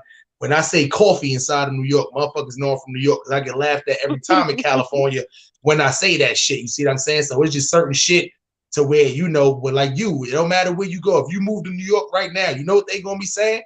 Oh, they ain't gonna be saying, oh, that's that cat from Sacramento. Nah, you gonna be the Cali dude. Oh, that's Cali that dude from Cali. You see what I'm saying? You ain't gonna be the Sacramento dude. It ain't gonna be like, they ain't gonna know specific. Oh, he don't sound like an LA dude. He sound like a Sacramento. Nah, you gonna be the dude from Cali. So But you know what? I gotta come for Northern California again. Okay, I want to say with Northern, no, but you know what? I feel half and half though, because half of my family is up north and half of my family is down south. So I've been bouncing back and forth my whole life, right? But with Northern California, I feel like the gang banging is different because their mentality as people is so different than Southern California. Like in Southern California, I feel like we a little bit more sillier, we a little bit more flakier. But Northern California, if a nigga's mad at you, it's not because his whole neighborhood mad at you. Like he personally fucking mad at you and got a problem. And if he tell you he coming to fuck you up, he's coming to fuck you up. Whereas in LA, it's like we'll promise you and we'll promise you all year. Like Smiley, when I see you again, when I see you on Tuesday, when I see you next Tuesday, you know what I'm saying? But a Northern California person, they don't fucking play that. They tell you it's time to pack your bags and move. You better move. You gotta go. You gotta do it. That's what I'm saying. Like you cannot speak for the whole California. That was my whole point getting on here. Right. It's like I heard you guys speaking about the Tongans and Samoans and all the other stuff, Hawaii, everything. And I was like, okay, well, that's a different perspective. But then when Cali came apart, I'm like, okay, hold on. There's different spots in California that's different. Right. You know what I mean? And we don't do the back and forth.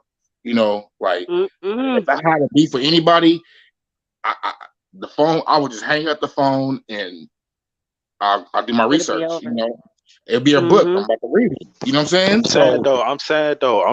They just a different breed up there. They need a whole lot of hugs. They a different breed up there. Yeah, y'all need more breast milk, But look, out there. Fucking stupid. Fucking this guy said. Oh, yo, Polo the dog.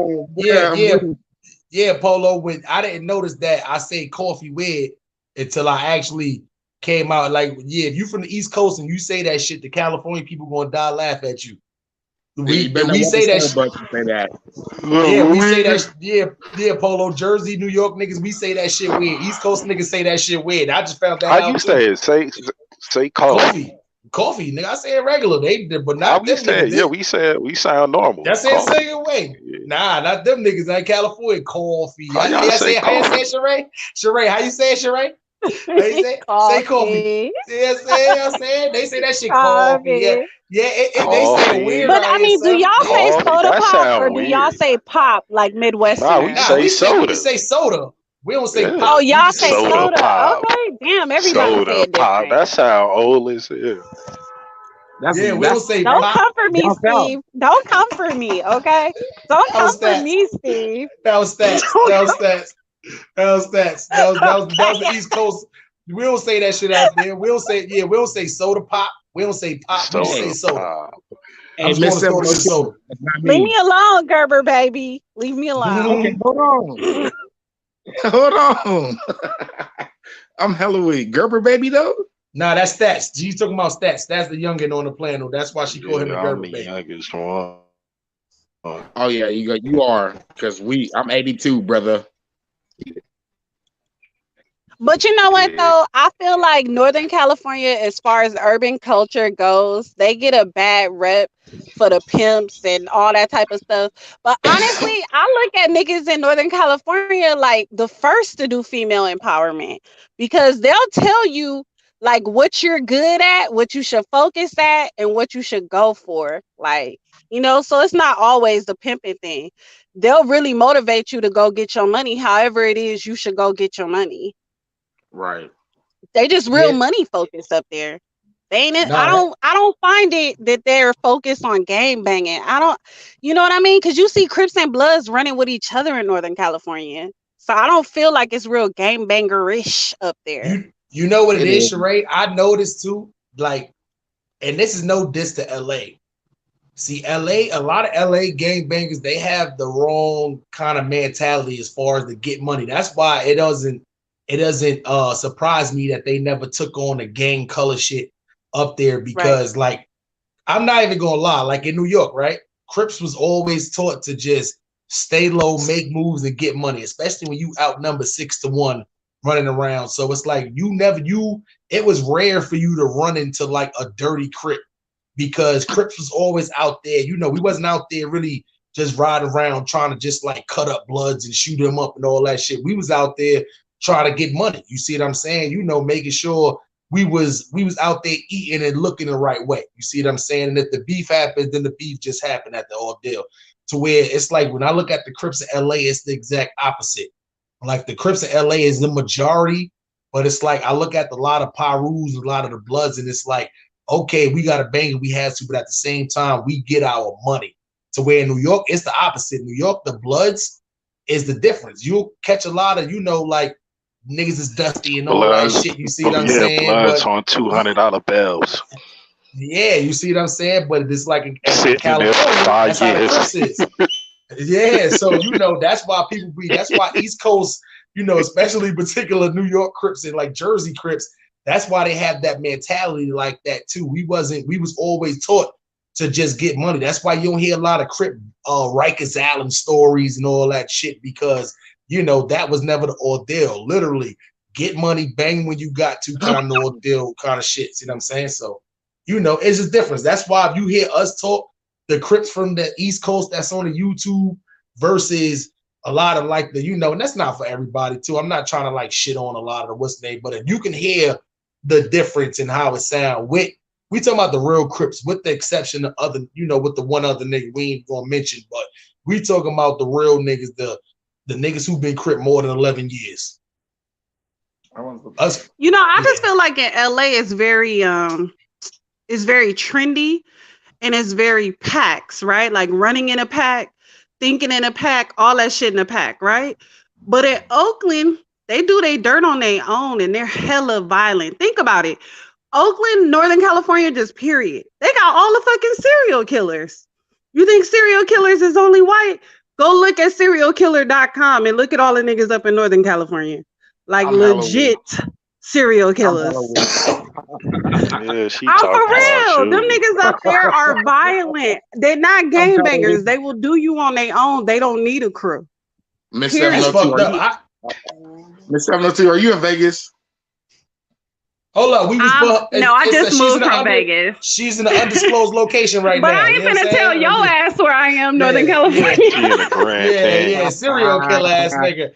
Yo, that was a weird question to ask after she just accused y'all niggas of being serial killers. That's okay. I got a couple in my family too, though, Steve. Look at his picture too. Look at his profile. Look it over. He's looking over you like this too. Like this too. Miss 702. But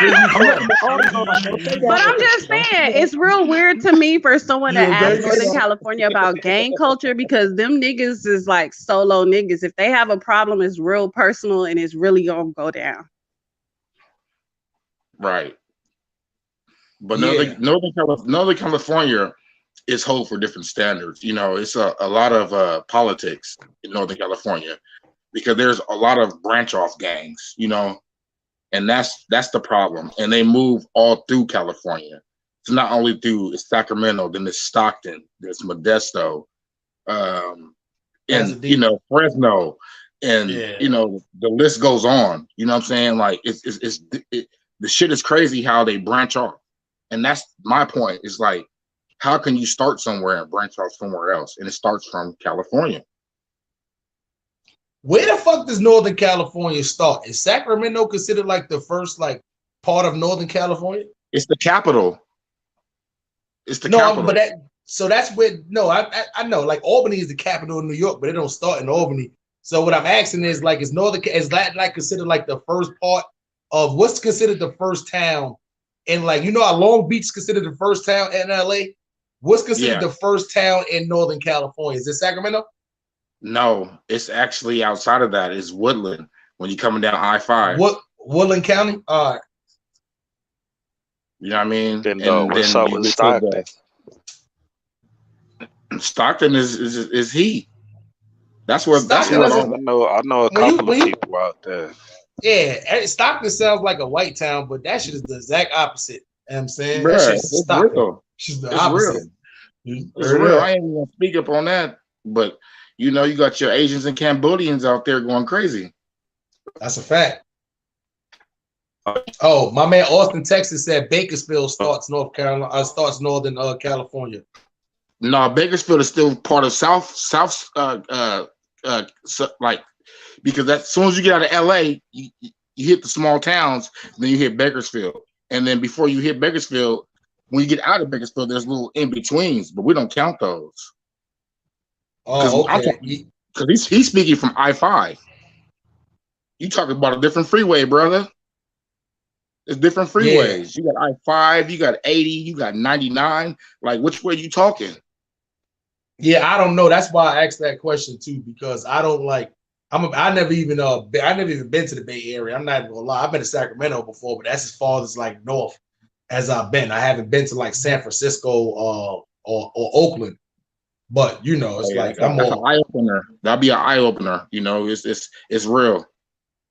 Yeah, I was surprised. You know, that's why I'm saying even in Sacramento, I was surprised that, you know, not the way it looks, but just the gang banging part. You know, it was like, cause I'm like, shit. You used to hear people from Oakland and shit thrive off of like having their own personal like gangs and shit, but not actually repping the Crip shit, the blood shit. Like niggas have said, many people done tried and many people done failed to probably bring that shit out there, and then you know, niggas reject that shit. So I mean, it's word.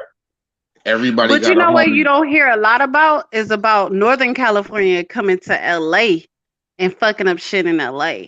Cause I remember when gang banging was real, like in the 80s, and my grandma used to call the recruits. She'd be like dialing Oakland, be dialing Sacramento, be dialing Vallejo. And them niggas was not fearful in the 80s. They would come down and they would fuck up the Crips, the Bloods, the SAs, everybody. I'm telling you, Oakland is a special kind of issue.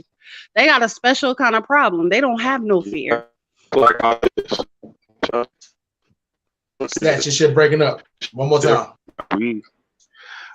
I said that's how Newark is. Like that's how they look at us, and like in the whole state of Jersey. When you say you from Newark, it's like a badge. Like yeah, he gotta be certified. He in here. Like that's how that shit is. Real correct. Time. And same thing like when you say, like when you tell people you from New York and they ask where at, then you go Brooklyn, and then they go where at, and then you tell them Brownsville. It's like they automatic. Brownsville, different energy too. Yeah, correct. You know, it's automatic. Like niggas gonna think you going to rob. I don't know why people think that. There's people inside of New York think that this nigga from Brownsville, he about to rob me. Or this girl from Brownsville, she about to set me up for the kill. You know what I'm saying? Her brother's about to be around the corner as soon as I get inside this bitch project building. You know what I'm saying? Shit like that. So but at the end of the day, it's like, you know, listen, man, Biggie told y'all, man, spread love. It's the Brooklyn way. One thing about us too, we kind of like to stick to our own. You don't cross us, we don't. I'm saying we ain't gonna do no dumb shit like that. Like, oh, this nigga mad cool, he could help put me on, but nah, I'm from Brownsville. I'm about to rob this nigga instead. Like, nah, we ain't nah. I'm saying some of us, but not all of us think like that. Like if Stats 280 was a big fucking, you know, happen to run into this nigga be a big millionaire. Like, nah, I'm just I can be cool with this nigga, or I can just rob this nigga, just take everything. Like, nah, I ain't, you know what I'm saying? That's what some of y'all niggas be thinking. But at the end of the day, it's like, you know, if you tell a nigga like, nah, I'm from New York, what part? Like, you know, not from Staten Island, you good. You know the Wu-Tang Clan? Shit like that. You know, it be like that. But you from Brownsville, oh no. Me keep my eye on this nigga from Brownsville. Niggas start tucking their wallets and shit, putting their chains and shit. Shit be crazy, man. Where like Brownsville, like one of those spots where you just already know like the mentality in a way. Like you be like, "Oh, you from Brownsville?" Because they have like a arrogance and a pride about being from Brownsville. Like they ain't gonna 9 times out of 10 they won't even say they from Brooklyn. They just go straight say they from Brownsville. That's a fact. That's a fact. Niggas like I'm from Brownsville, son. From Brownsville, my nigga. That's why niggas ask me that all the time out here. Where you from? Brownsville, nigga. You know what I'm saying? But it's like now niggas know where that shit is at. Even the niggas in California, they be like, oh, okay, you from New York. Nah, you don't say the shit like that, nigga. You know what I'm saying? Shit so crazy. Nah Dottie in your chat said, nah, Garvey is a different breed. So Garvey is a place that's in Brownsville. That's Marcus Garvey. It's like an area that's in Brownsville, pretty much. So that's where a lot of the a lot of the GDs is at. So like if if you was like, say for instance, Dark One, if you was in New York and you was trying to like link up with a lot of the other GDs who 7-4s, you would probably go to Brownsville, Marcus Garvey area. Facts. Man, so I got a question, man. Who y'all still be on that? Who the hardest borough is up there? Like, is it like the Bronx, Harlem, Brooklyn, Queens, or like is that kind of just died?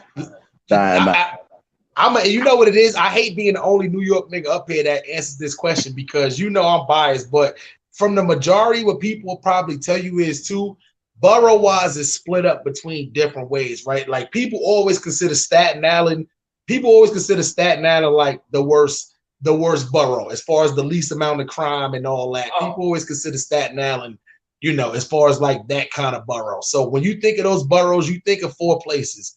You think of Bronx, you think of Manhattan, you think of Brooklyn and Queens. Manhattan, right? The only really bad part of Manhattan is Harlem. Manhattan has like the lower Manhattan, Midtown Manhattan, which is like what y'all know is like Times Square and all that shit too. But then Midtown Manhattan, once you get to like 59th Street, it start getting like bad as far as like the gangs and the drugs and all that shit. But Manhattan is only halfway bad. So you can't really throw Manhattan in there as the worst borough. So that's excluded.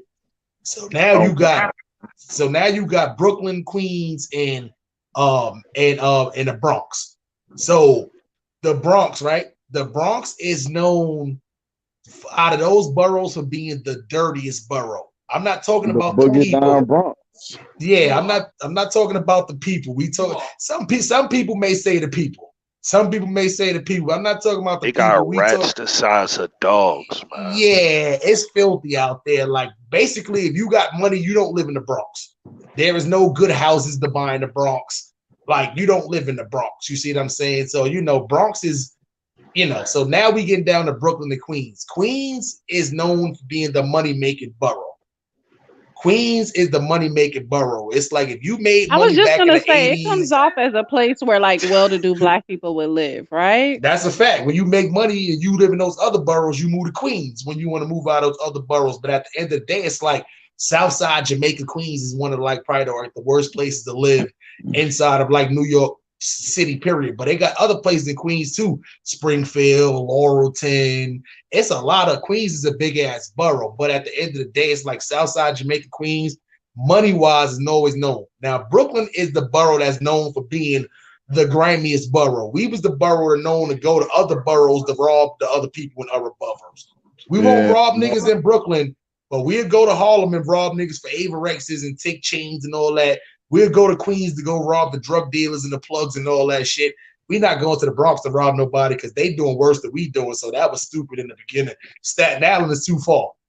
You see what I'm saying? So, that's how. So me personally, I will always say Brooklyn is the worst borough. Then I would probably say Queens is the second worst. Then I would say the Bronx is the third worst. Then I would say Manhattan would be the fourth worst. And then I would say Staten Island would be the fifth worst.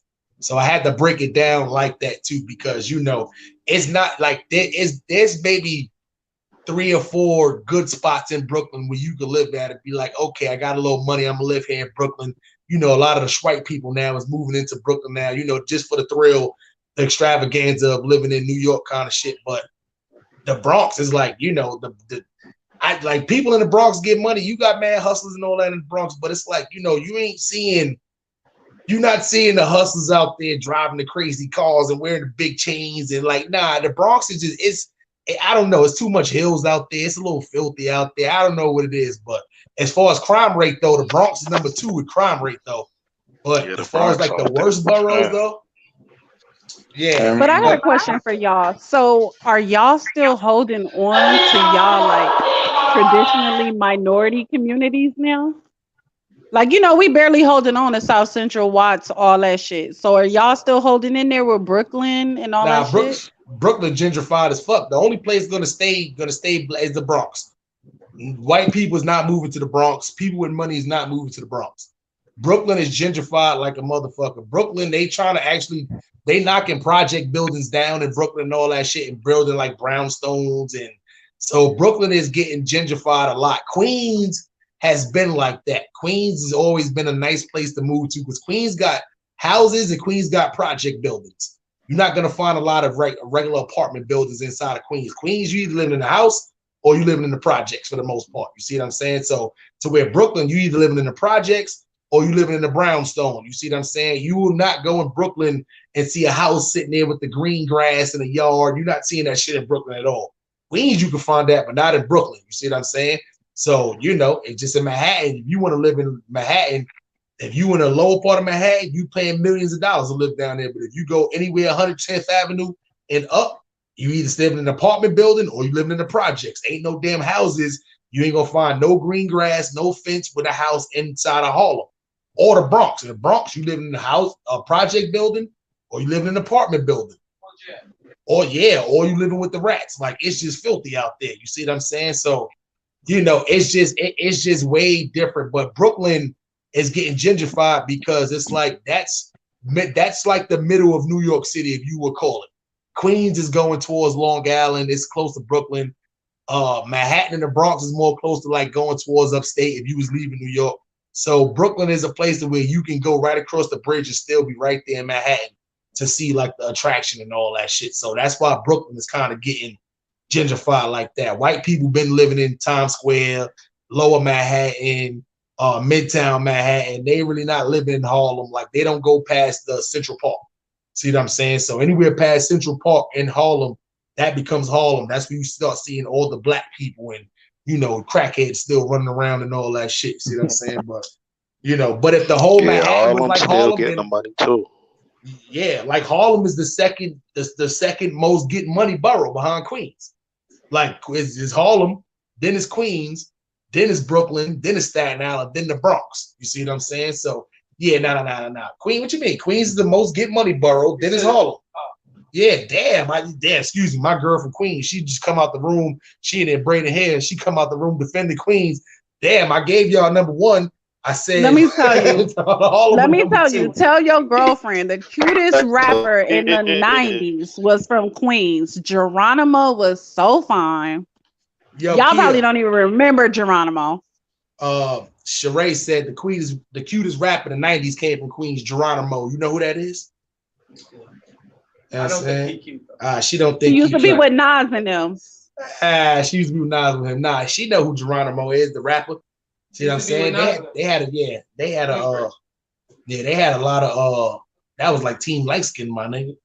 That nigga AZ, they had a bunch of light skin niggas in there. And then I got one more Staff question. don't remember that because he was in preschool. Oh shit. How did y'all feel, bro, when that Trap or Die Jeezy dropped, man? Because I was having this discussion with one of my niggas, right? And they said, bro, that if you never knew Jeezy was from Atlanta, Georgia, and the way that mistype sounded, you would have thought he from New York City. But I said, I think you taking it too far. But now I look back on it.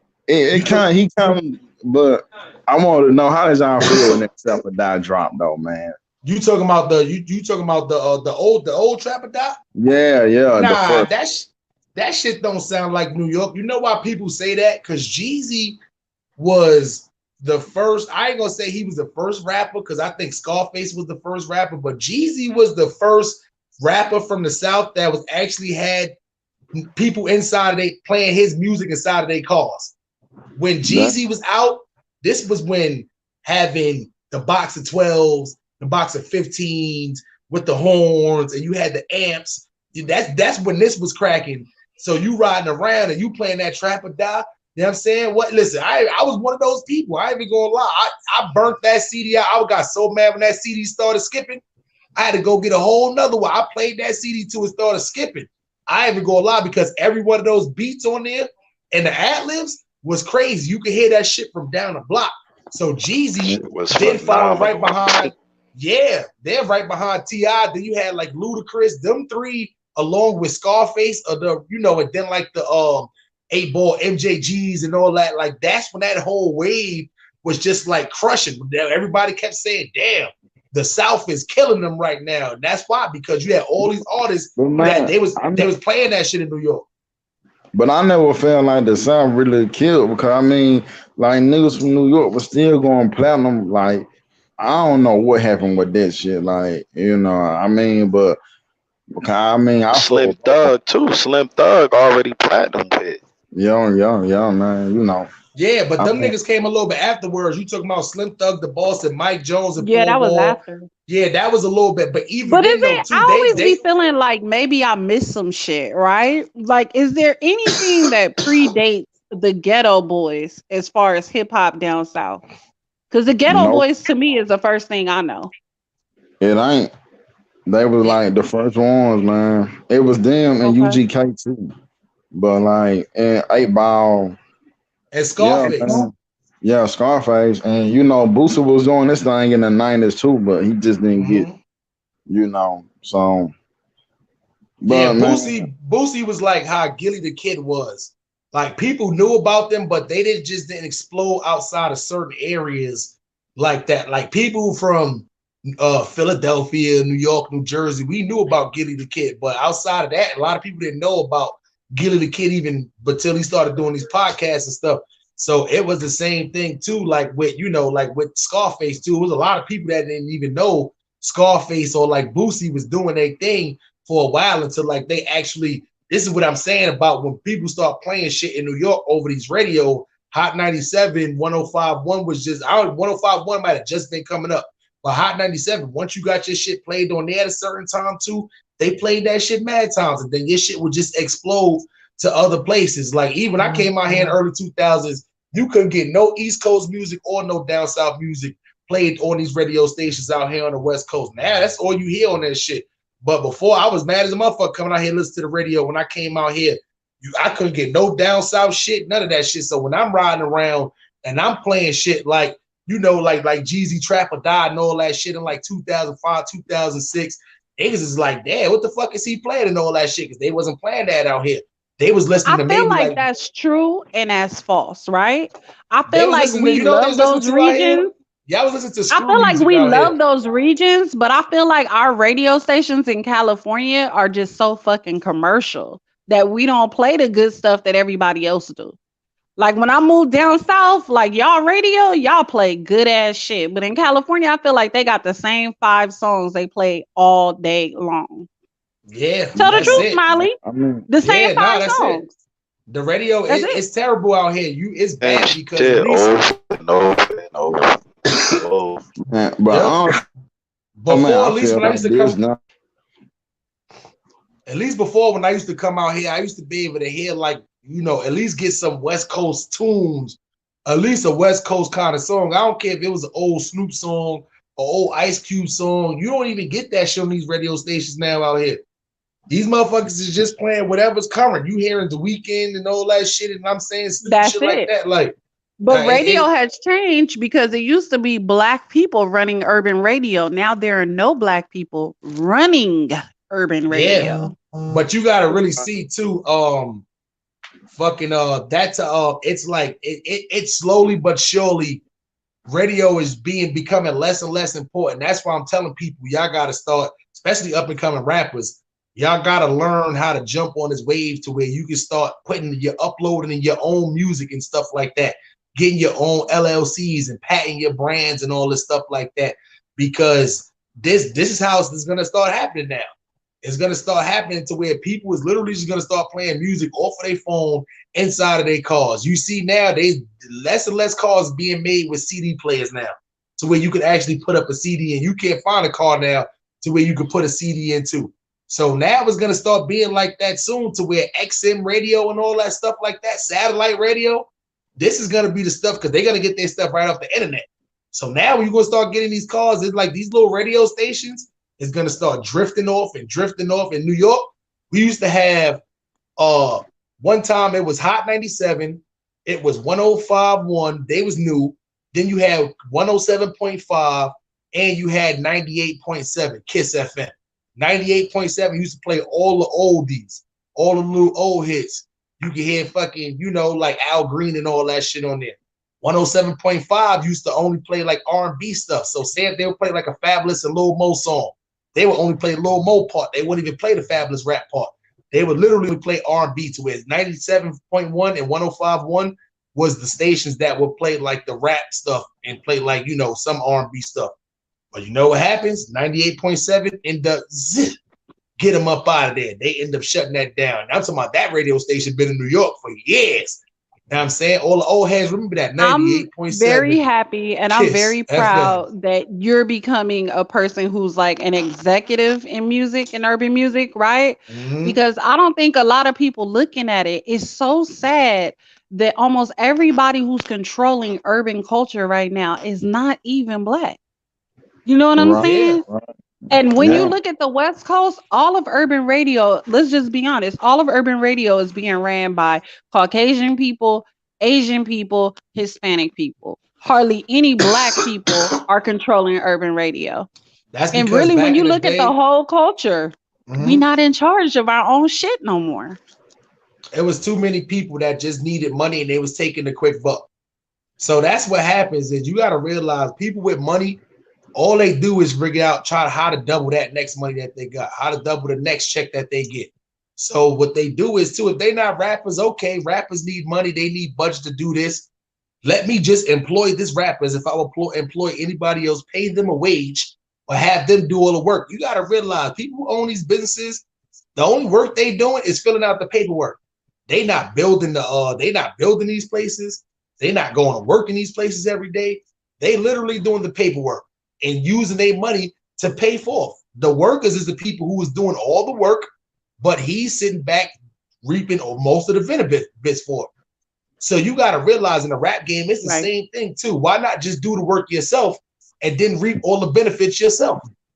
That's how it's going to start. That's how it's going to start getting, man. If y'all like, you're going to start running, because listen, it's going to start being to where a lot of these people who you hear online, it's so easy for you to get noticed now online. You don't got to go like how the rappers had to do back in the day and go stand in front of a radio station to just, and just wait for somebody to actually just come outside and just hopefully you could get on your demo tape. And now you don't got to do that now. Now you just got to promote online. But you also got to be smart enough to know where to promote, how to promote, and how to actually upload your shit and where to upload your shit. So it's, it takes a little bit of learning and stuff like that. But at the end of the day, you got to realize this is you collecting all of the money. You're not just getting 20% of your money, but you're doing 100% of the work. You got to be smart, man. And I feel like even though it's online, we still have to, and I know we always PC, but I ain't going to be PC right now. Even though we're doing all this shit online, you still have to support Black businesses. It's a whole lot of YouTube channels that I could visit, blah, blah, blah. It's literally only 3 YouTube channels I visit. Harlem Smiley, Stats 280, and I Smoke Hip Hop. Because I want to support people that look like me, that's Black like me. I don't care. That's a fact. Salute. We have to start supporting each other. We have to start supporting each other, period. That's a fact, man. I'm subscribed to him too. Yeah. Y'all make sure if y'all not subscribed to I Smoke Hip Hop, y'all go subscribe to I Smoke Hip Hop. Y'all go subscribe to Death of the Clout Chaser. Go subscribe to Stats 280. Go subscribe to T History. Go subscribe to Marriage and Marijuana, Mr. and Cakes. Dark One, you got a YouTube channel? Yeah, I'll be making little videos here and there, man. They can subscribe if they want to, man. Yeah, all man. Right. So subscribe, man. And Sheree, is that your YouTube channel, Miss 702? I do not have any like YouTube channel. It's like really nothing on my channel. But what was I gonna say is like people feel like that only applies to mom and pop businesses, but I feel like it applies to the music too. I'm not gonna pay YouTube for a subscription. But today, if Stats 280 started a platform where I would have to pay for the subscription to use it, I would do that. Now I got personal, issues with Tidal because I feel like Jay-Z don't put the right Black people in position in his businesses. So I don't fuck with Tidal. But if Stats 280, Harlem Smiley, if they started those type of streaming platforms, I would support it. We have to support our people.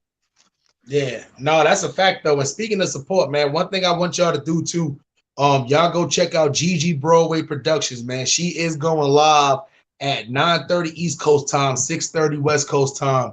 And listen, she has good content. She talks a lot about battle rap too. I don't know if she exposed being a league owner, but I'm pretty sure she's a league owner from out of Virginia too. So if y'all like battle rap content, y'all go check her out. She's going live at 9:30. And it's called GG Broadway Productions, man. Y'all probably seen GG and a lot of people chat before, just chopping it up with people. She jumped on a couple of panels, but she does have her own YouTube channel. So y'all go check her out. And hopefully sometime in the next day or two, we're gonna get her over here. We're gonna be doing a nice little battle rap discussion, man. So y'all go, make sure y'all go support the movement over there. She's going live in about 20 minutes, man. 9:30 East Coast time, 6:30 West Coast time, man. So yeah, man, this was definitely but go ahead. I'm sorry. Go ahead, Sheree. Finish saying what you were saying before I cut you off. Nah, I had finished saying what I was saying. Like, I choose to support people that look like me, that's cut like me. And it might not be PC, but that's just how I feel. That's a fact, man. Yeah, me too, man. They steady screaming about culture vultures, but they subscribe to those channels and they watch that shit. So I don't want to hear it. We have choices. Like Vlad TV, man. Yeah, what you about to say, Kyle? Well, I mean, look at Adam 22. Like, y'all don't call Adam 22 out, and I watch his channel. He do hella shit that's foul. It's like a culture vulture. So, but you know what the difference I think between Adam 22 is, and no worries, stats. I'm gonna get back to that question with you. The difference I think between Adam, well, not even I think, difference me personally, I got with different mixed signals between Adam 22 and Vlad TV is I feel like Adam 22, at least he helps out black people as far as on his platform. Like, I'm gonna be honest, he don't need to have Little House Phone up there doing shit. He don't need to have AD up there doing shit. I think his platform would have just went, it would have went the same way if he didn't have those people up there. So I don't think he's using them as far as Vlad TV. He needs black people for his content. So the way he was using black people versus Vlad TV actually putting money in a black people's pocket, I just think and this is not me defending Adam 22. I just think that's where the difference comes into play between them two. Like, you don't see Vlad TV putting, this YouTuber, let him get a couple of hours on my platform or whatever like that. Like, you'll never see Vlad TV do that shit. So that's what the difference. I feel like the authenticity of it. Like, when I first got on the internet, and I'm gonna keep it a buck. When I first got on the internet way back in the 90s, like junior high school, right? I jumped on the internet. I was on all the AOL groups. Vlad was on here. Vlad been a fan of hip hop for years before he was ever making any money off this shit. I remember Vlad sending niggas CDs from his dorm room that he was pressing up. You know what I'm saying? Like, he been a fan. I feel like some people, they get into this shit because they see it works for others and then they capitalize off of it for just money. They don't care about the culture. They don't come from the culture. And I feel like Adam 22 is of that. 20 years ago, Adam, was you into it like I was raised in it? Like, no, he's not from that. Yeah. Y'all know Adam 22 is not from the culture. 20 years ago, this was not it for him. You could see it. So why do we give Adam 22 a pass? But even besides that too, I'd have seen other local rappers, especially from LA, hit him up and ask him, can he come to their hood and film them because they had an album coming out. They want to help promote it too. Now, I don't know how true that is, but I've heard him tell stories. Other rappers that tell stories like that versus to where Vlad TV will call you up there. He'll try to pay you some money or not pay you some money, but try to exploit you. So it's like, if Adam 22, if I'm a local rapper and I call Adam 22 up, like, listen, you think you come to my hood, do a blog on me, I'm an up and coming rapper. He comes and do that. I feel like that's something that Vlad TV will never do unless it was ulterior motive. So it's not like, once again, my man MTV Kane, and listen, people feel like Adam 22 is in the exact same boat as Vlad TV. I'm just giving from my perspective. They said Adam said out of his own mouth, he saw the money and decided that he was going to cover hip hop over BMX. You can see that shit. Yeah, you can see that shit. It's big business to them. So why y'all ain't subscribed to Harlem Smiley? Why y'all ain't subscribed to Stats 280? Subscribe to niggas that's from the culture, that grew up in a culture. Support niggas that look like you for once. And check out Say Cheese too, man. Say Cheese. Man, Yeah, y'all go check out. It's been a lot of people telling me too, and I keep forgetting to shout out Say Cheese, man. Yeah, y'all go check out Say Cheese too. I forgot to do that, man. So it's been people hitting me up telling me that they shout me out on Say Cheese, man. So y'all definitely go over to Say Cheese, man. And y'all go over there and go subscribe to their channel, everything they got going on, man. So at this point in time, we 3 hours and 13 minutes in. So Stats 280. What I was about to ask you was if you still up there, have you are you going live tonight, or you want to just let people know, a little bit of what you want to let people anything you got going on too about this, little new series you was thinking about doing or anything like that? We got I got a couple of ideas. Basically, me talking. I have an interesting way of thinking. So, if y'all go listen to the live that I did earlier this morning, well, not even this morning, this afternoon, you know what I'm saying? You can get some jewels out of that because, it's about planting a new way of thinking, because you got to understand a lot of the way, we conceive things and speak, it usually come from like a traditional thought process. So, I kind of elaborate on the things that we overlook, you know what I'm saying? The things that we don't really, appreciate. So if you go listen to that live, I'm pretty sure you're going to get something out of that. And also, I'm putting together something I call a Justice League, where we're going to talk about different gangsters. And, we're going to talk about the pros and cons of them. We're going to debate about their character. Were they valid in a sense of, did they keep their honor intact? A lot of different things. We're going to divulge into the good and the bad, dealing with them, you know what I mean? And then also, we got a lot of new music coming. Some music that's definitely on the way. Visuals is definitely on the way. Vegas trips, things like that. So y'all gonna get a lot of content so far, basically. That's a fact. You want to shout any YouTube channels out real quick? Yeah, I'll shout out Lady Live, shout out Dirt Gang TV, shout out I Smoke Hip Hop, shout out Candy Cartel Infinite. Who else? Shout out Key C. Shout out the what's the Millennial Queens. Everybody, if I missed anybody, my fault, pardon me. But shout out to anybody that's rocking with me, even the supporters that's rocking with me, and the new supporters that's, decided to rock with me. You know what I mean? Shout out to y'all too. So, shout out to everybody. That's a fact, man. And shout out to Mel's TV too, man. Salute to y'all, man. And shout out to the Talk of the Town show, man. Y'all definitely go subscribe over there to everything they got going on, man. So we mentioned those YouTube channels.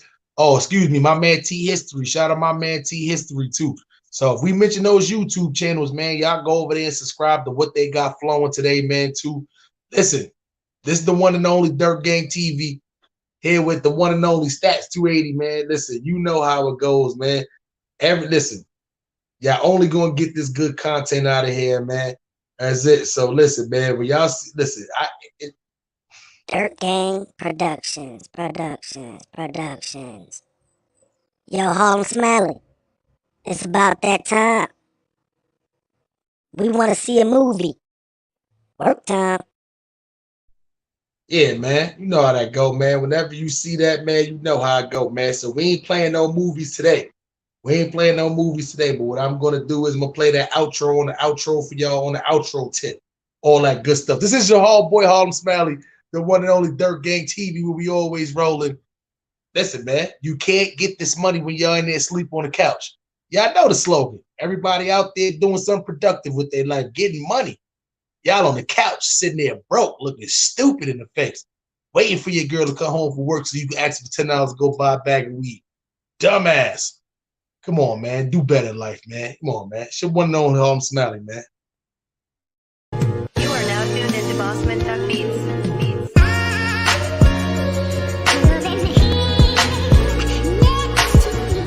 I could have been next to you, and my motions are perpetual. The 38 special, I turn your brains into vegetable. Headshots, only death for you. Sheesh, sheesh. weight pusher, hump points, great hookers, hard puncher, hot balls, great hookers. I tuck in the beat, great looker, straight cooker. Where you from? Brownsville, New York, nigga.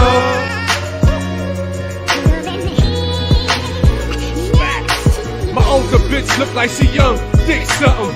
While I smoke a spliff, she sips something. No kids or nothing, she's funny and dick loving. Her name meant something, used to sell brick to her husband, but fuck it. Walked by the police, had to tug it, young and bucking. Time to get out, the bell wouldn't buzz in. 22 little rusted, but still be busting, screaming and cussing. All you see was niggas leaning and ducking.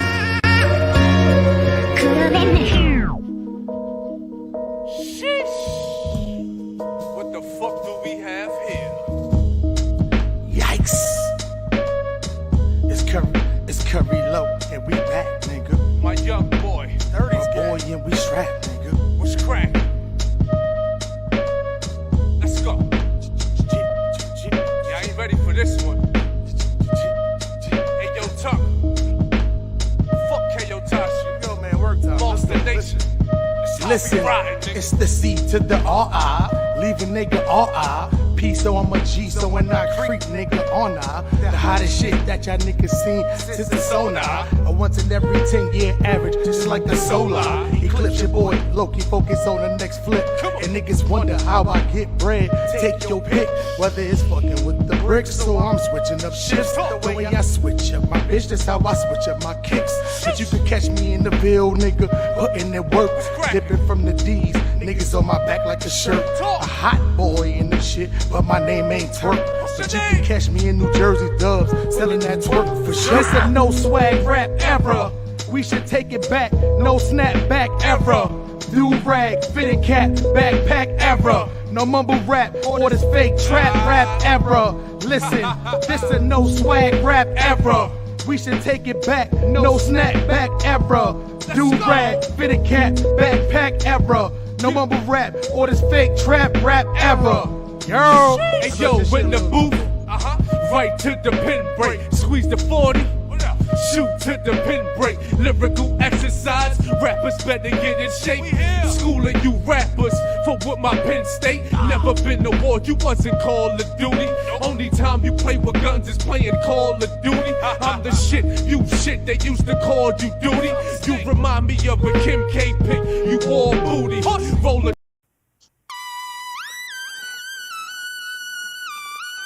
Around the clock records. Harlem Smalley, nigga. Dirt gang, sheesh. I told y'all, we will not be stopped. Dirt gang. It's another one for y'all, man. Listen, Yikes. I'm from the East, but I'm known to kill a West Coast beat. The only time you seen birds when you sending the tweet. My kids get my last meal like my name was Meat. Money came, then it went, playing hide to go seek. Y'all niggas gotta roll the switches to this. 211, 6 4s, hit some switches to this. They go to South Central's 30 Crippin' in here. 9 extended 33, Scott Pippen in here. Listen, niggas say it's not where you from, it's where you at. Fuck that. I rep New York while I'm all over the map. Where you from? Brownsville, been to jail, Catskill, Zone School, Maxwell, favorite player, Odell. Let me get you like the Knicks too. I do. Used to sell them too. Niggas who rock that.